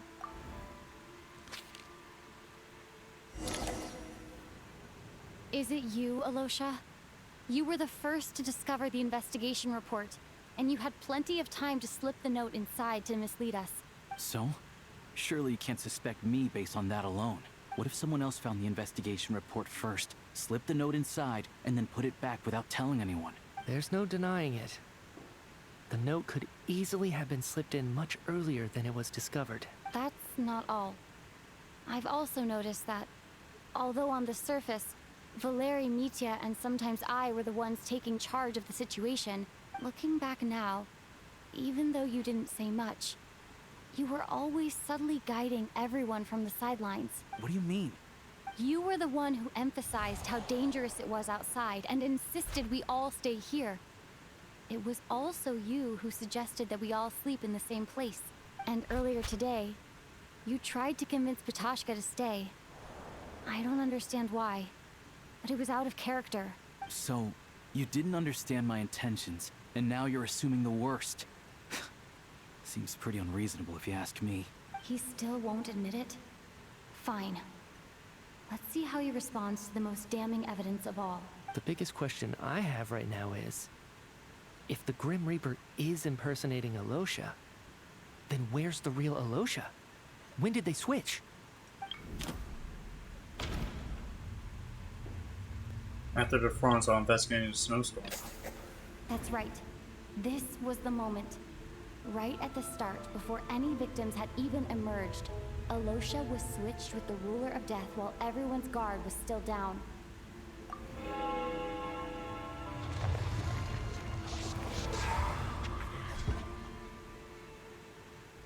When all this began, right after the performance ended and the snowstorm began to pick up, no one suspected anything unusual. We just assumed we were snowed in. It wasn't until we discovered the bodies the morning after that we realized something out of the ordinary was going on. But it's clear now that the oddities actually started earlier than that, when Dimov walked into the snowstorm and never came back. Right. So Mr. Dimov was the first victim, not Sobolova and Torgov. And if we pinpoint that moment as the beginning of this incident, then one thing becomes clear. Alosha, you are the only person who walked into the snowstorm and came back without the help of Vojanitsa's Requiem. More precisely, Alosha never came back at all. The one who came back was the Grim Reaper. Not bad. Well, since you've backed me into a corner, I suppose there's no point in keeping up the act anymore. Alosha? You're the Grim Reaper? I am no such tired cliché. Mortals should address me as the ruler of death. Before being wiped out for good, you identified the two deceased, and even sensed my presence. A commendable achievement. Far beyond what I expected. I heard you can ferry souls. Those deaths each night.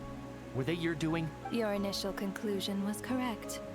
Due to the existence of the two deceased, the ley lines yearned to reclaim those long-lost souls. Every night they devoured an equal number of souls to fill the void. This required no intervention from me. Though, of course, ferrying souls is indeed my authority. Here, take a look.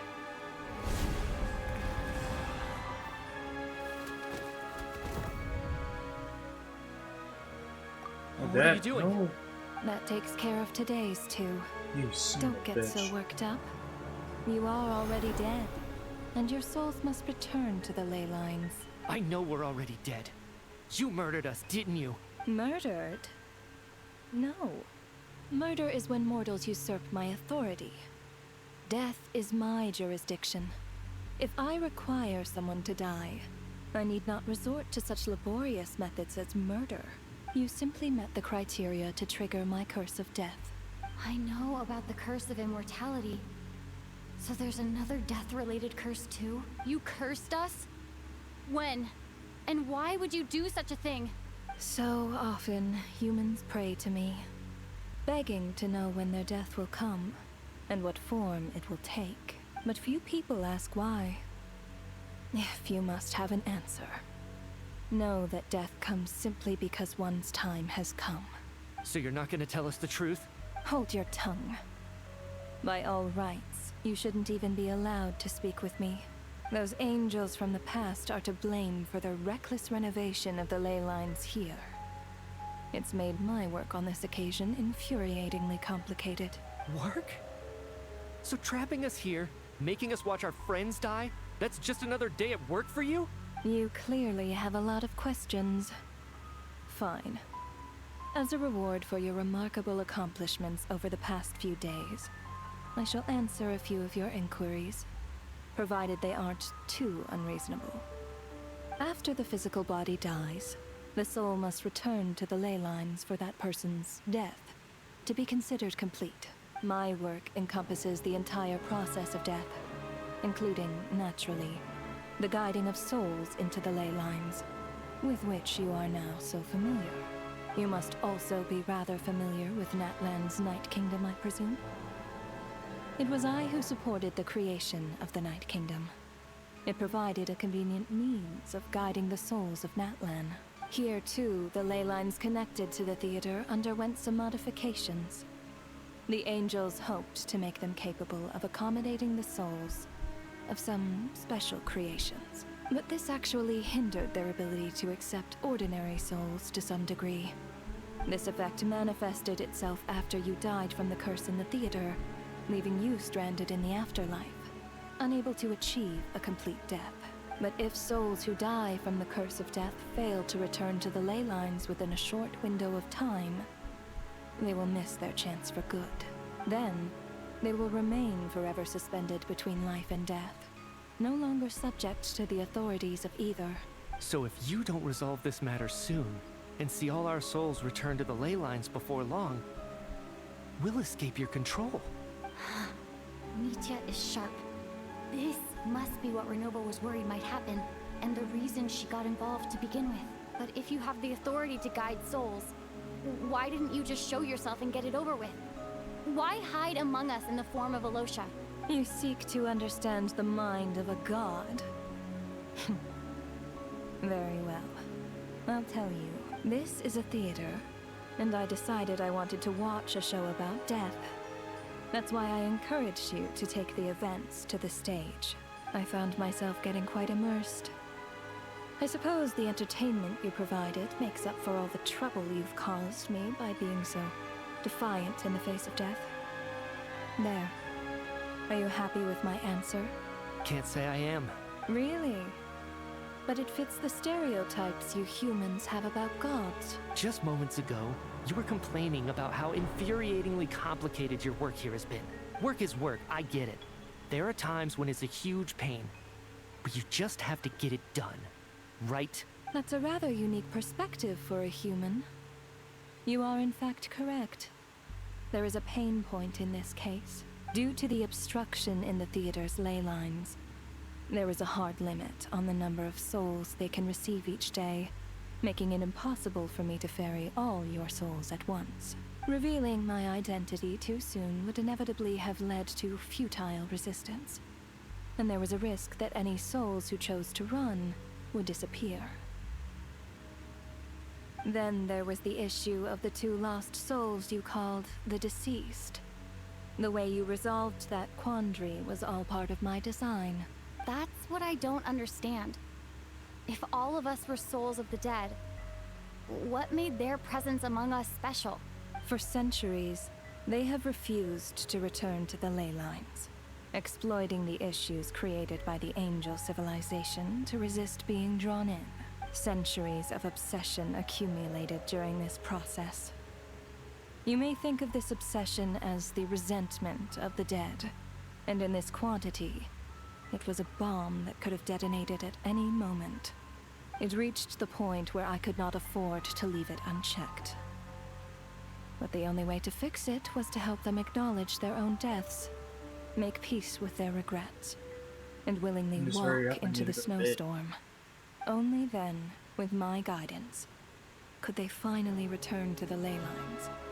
Otherwise, you would not like to know what the consequences would have been. I vaguely remember seeing Patashka, but in the most terrifying form. Was that in a dream? Is that what would have become of her if she hadn't returned to the ley lines? I see your dreams brought you many revelations. So you see, death in fact grants wisdom to mortals. Souls connect to all things in the world and see the chain of cause and effect between them. It's nothing unusual. Anyway, giving psychological counseling to lost souls is not my strong suit. That is more of an angel's role. It was something I could not resolve directly using my authority. So I decided it was easier to leave the bomb defusal to you. Meanwhile, of course, their presence caused the souls of other members of your party to return to the ley lines each night. From where I stand, that was killing two birds with one stone, as both issues slowly resolved one another without me having to lift a finger. All I had to do was stay close by and keep the situation under control.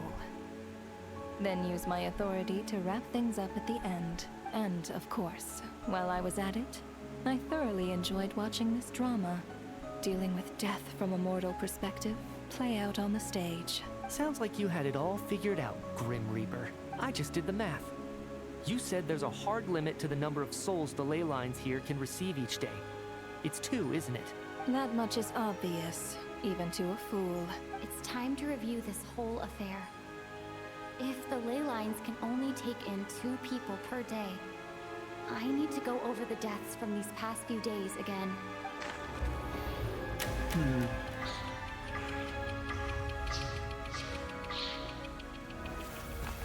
Looks like these days deceased in order. Looking back now, none of us had the faintest idea at the time. From the moment the staff member named Demoff walked into the snowstorm, the incident had already begun.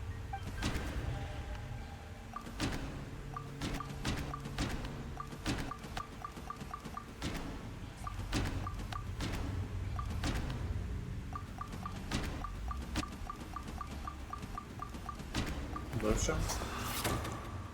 Alosha was the second to walk into the snowstorm after Demoff to investigate. During this process, the ruler of death assumed his identity, making him one of the victims.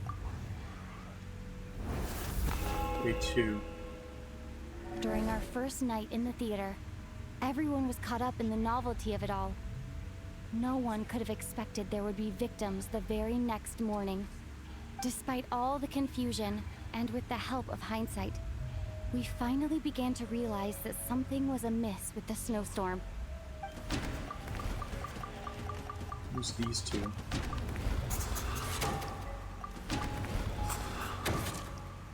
The ley lines devoured Torgov and Sobolova on the first night.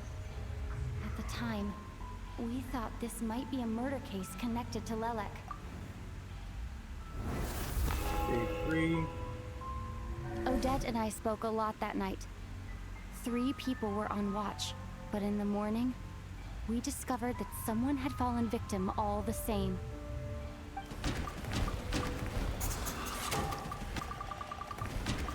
Those 2.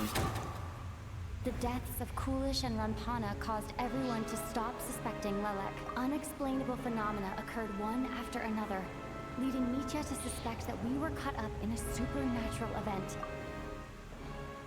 Day 4. Later, we discovered that there seemed to be an extra person among us, and subsequently discovered the existence of the deceased.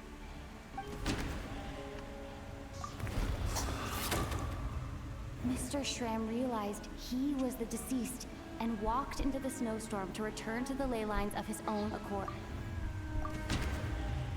Where's that after that? It was Valeri. We thought it was all over, but Mr. Valeri's death was a rude awakening for everyone. Once again, the ley lines consumed him during the night. A lot happened today. Mr. Valeri's death led us to discover the connection between the number of deceased and the... And 2 characters died. The fact that there was more than one deceased seemed to bring us back to square one. Odette revealed some information she had been keeping to herself.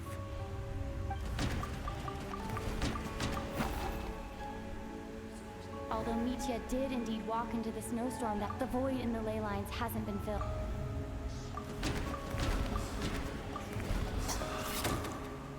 Vodyanitsa was swallowed by the ley lines in her sleep. With the requiem she sang before fall.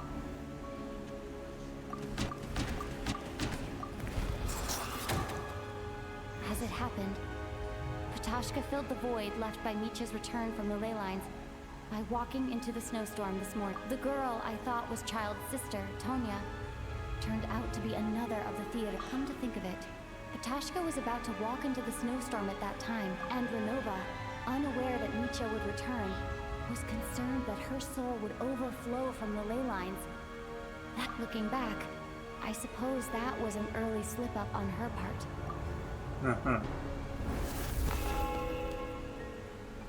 No one could have expected anyone who walked into the snowstorm to return. But just after nightfall, Mitya returned, bringing crucial information with him. Various truths began to surface, including that all of us were already dead, and that the ruler of death was here among us. Then, after revealing her true form, Renova callously claimed 2 souls. We know this all happened. Why are we having the review? In fact, everyone was already dead by the time we took the photo. And now, only Mitya and I remain. And the true culprit behind everything still stands before us. That covers everything. Your work isn't finished here yet, is it? The Traveler and I are still standing here, safe and sound. The water imp's song threw things off a little, but it is of no consequence. The ley lines have already anchored your soul, and the first ray of light tomorrow morning will take you back. I, meanwhile, need to review my attitude towards the water imp race. So, the reunion in the night that Vojanitsa mentioned, I suppose that was never meant to be a permanent reunion. That just leaves you, Traveler. My power only allows me to temporarily separate your soul from your body. The ley lines of Tevat would not accept you, and your soul is firmly anchored to your body by your will. For a descender like you, who is not bound by Tevat's rules, your death can only be brought through the most violent of means, such as directly destroying either your body or soul. Thanks for letting me know I could be saved. I have no interest in involving myself with Descenders. For now. Although, this may change if Asmodee remains missing. Or you insist on interfering with our affairs. One last question then.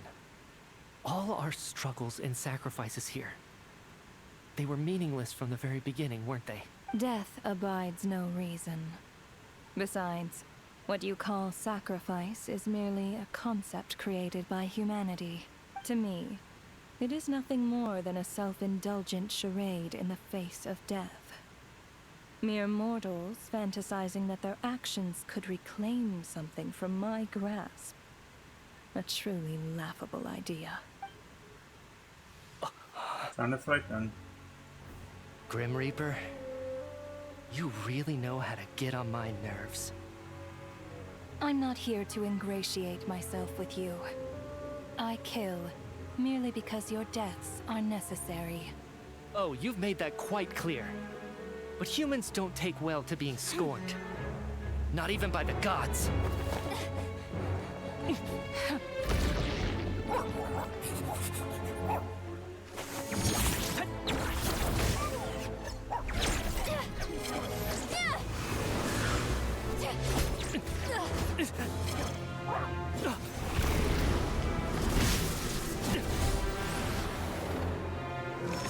Come on.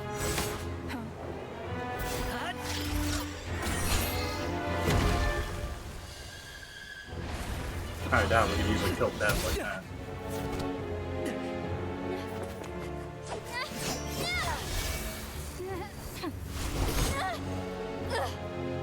This is futile. You must know that you are powerless against me in my own domain. I suggest that you save your strength. For what? Maybe we can't change anything. But if nothing else, we can at least teach you to have some respect for the dead. Audacious.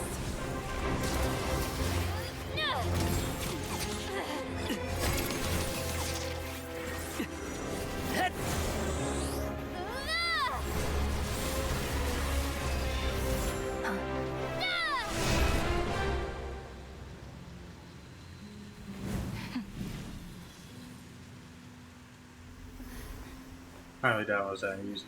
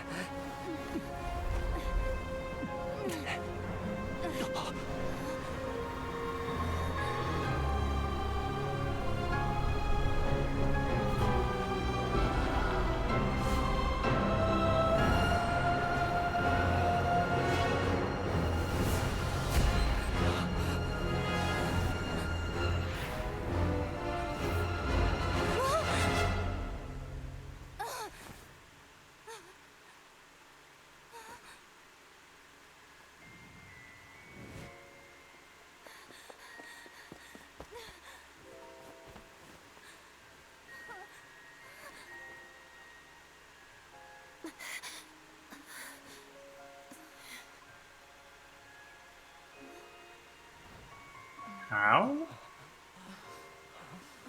I don't get it. I don't want to survive that.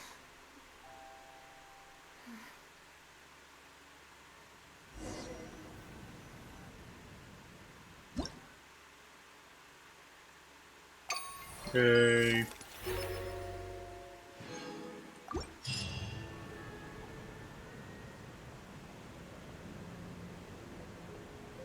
How are you holding up, Odette? What happened to me?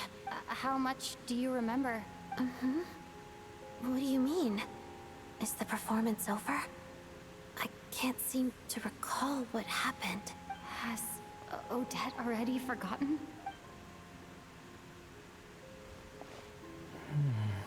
Mitya? Oh, I'm sorry. I guess I spaced out there for a second. Remind me who you are? Don't you remember anything? Yeah, I remember now, comrade. Looks like we guessed right. Just like me when Odette found me at the Armory Palace. For some reason, everyone killed by the Ruler of Death eventually came back to life. Just with one catch. They forgot what happened while they were dead. Odette and the others have already forgotten everything. Why were you able to remember this time? Could this be the reason? You said this is the Ruler of Death's symbol, right? I don't see anything there. You don't? Huh. Okay, I guess that makes sense. I carved this into my hand in the afterlife, so it's not visible in the physical world. Does that mean I carved this symbol into my soul? What an unsettling thought. Still, at least I get to remember what happened. I suppose it's a blessing in disguise. What about you, though? The Ruler of Death mentioned that you're a descender? Is that why you can remember? A full explanation would get complicated very quickly, but that's essentially it. Well then, now that it's all over, let's figure out what we've learned. The first thing I notice is that everything here is precisely as we left it, right before our deaths. This confirms that time passes differently in the afterlife than in the real world. They say that right before death, time slows down and your whole life flashes before your eyes. That must be how you know you have one foot in the afterlife by that point. Anyway, clearly the few days we spend in the afterlife probably only amounted to a few short minutes in... This also aligns with previous reports of widespread temporary memory loss among the Armory Palace personnel. Now it seems likely that those were all brief deaths caused by the Grim Reaper's so-called curse of death. To those unaware of the truth, dying and coming back to life must feel similar to a short bout of catatonia. This leaves me with a couple big questions. What are the conditions that trigger this so-called curse of death? And why are we resurrected after we die? If nothing else, I think it shows that killing us wasn't her ultimate goal. We still don't know her true reasons for subjecting us to death. Right. This time only got complicated because of the situation with the theater's ley lines. That's why she had to approach it differently. If the previous incidents of amnesia among the researchers are anything to go by, killing us is usually a pretty routine... Come to think of it, wasn't I about to note something down before I died? I can't remember what it was, but I think it was something related to my research project. Sorry, Traveler. I'll catch up with you again later. Right now, I have to make a trip back to the Armory Palace. Ma'am, if I may, no one of your description has ever shown up in my investigations, and yet you two seem very familiar with each other. And by the way, have we ever crossed paths? Sorry, Forgive I'm the just trying to get through this presumptuousness, fast but as I can. I feel a vague and indescribable sense of familiarity about you. I can explain everything. Could you help me gather everyone in the theater in one place? Alright.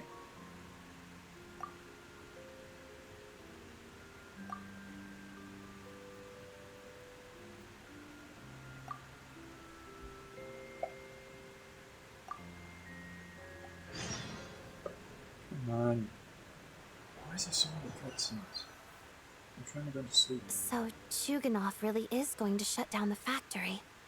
I guess this theater incident actually did us some good after all. So, you said I promised to take you to the Armory Palace while we were in the afterlife, yes?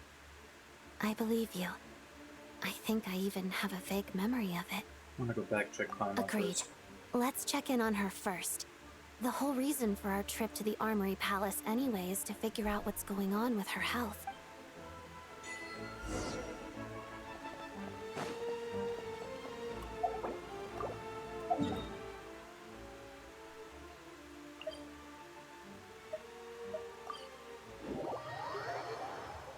Come on, hurry up, please.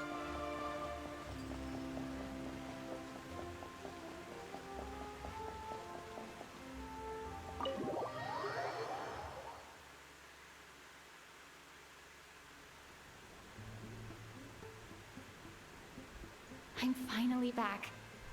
Even though a long time has passed from my perspective, as far as Paimon's concerned, I probably just went out to watch a very short show. I should keep my emotions in check when I see Paimon again, or it'll seem weird. Wait. The atmosphere here feels off. What do you mean? Shh. Stay quiet. Oh no. Have we still not been able to notify Child yet? We need new orders. What if that person comes back again? What happened? I'm so sorry. Under the circumstances, there was really nothing we could do. Tell me, what happened to Paimon? It was the Jester.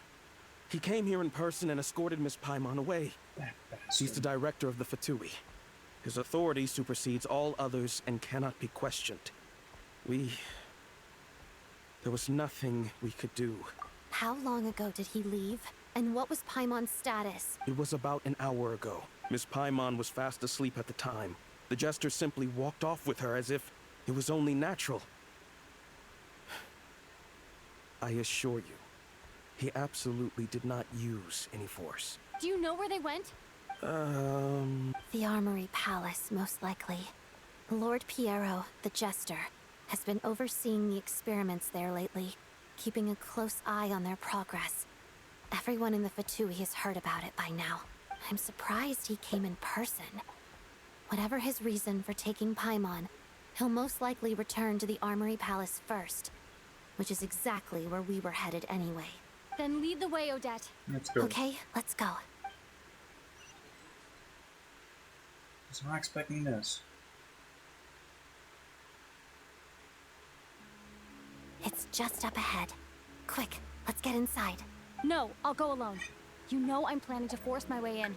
You're with the Fatui, so you should stay outside. I was hardly planning on taking you through the official channels anyway. I'm here to force my way in. I may be a Fatus, but I'm also Lelek, enemy of Project Stuzha. Paimon's safety is paramount right now. With me around, you'll have an extra pair of hands. There might be devices inside that are easier for an insider to deal with. If you say so. Let's go. There's no time to hesitate. We done yet?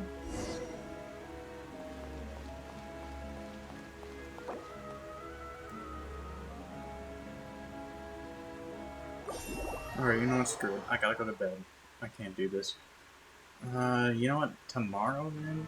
I'm probably just gonna go finish this up because I want to get it all done. So, yeah. Anyways, though, that's gonna be it for the stream. Thank you all so much for coming on by. Thank you all for being here. If you're new here, you like what you saw and want to see more content, want to help support me, you just need all I ask is for you to drop a follow here on my Twitch channel. In addition, I've also got Twitter, Blue Sky, and YouTube that you can check out as well if you guys like. So yeah, I'm trying to get through this quickly now. Where someone to raid?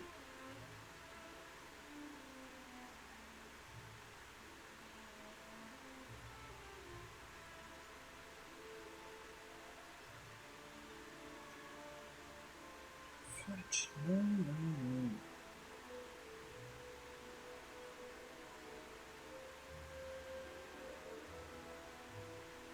Let's go raid her. Alright, well, I'm gonna stop it here. I have to go right now. So thank you all so much for coming on by. Appreciate y'all for being here. I'll see you guys tomorrow then.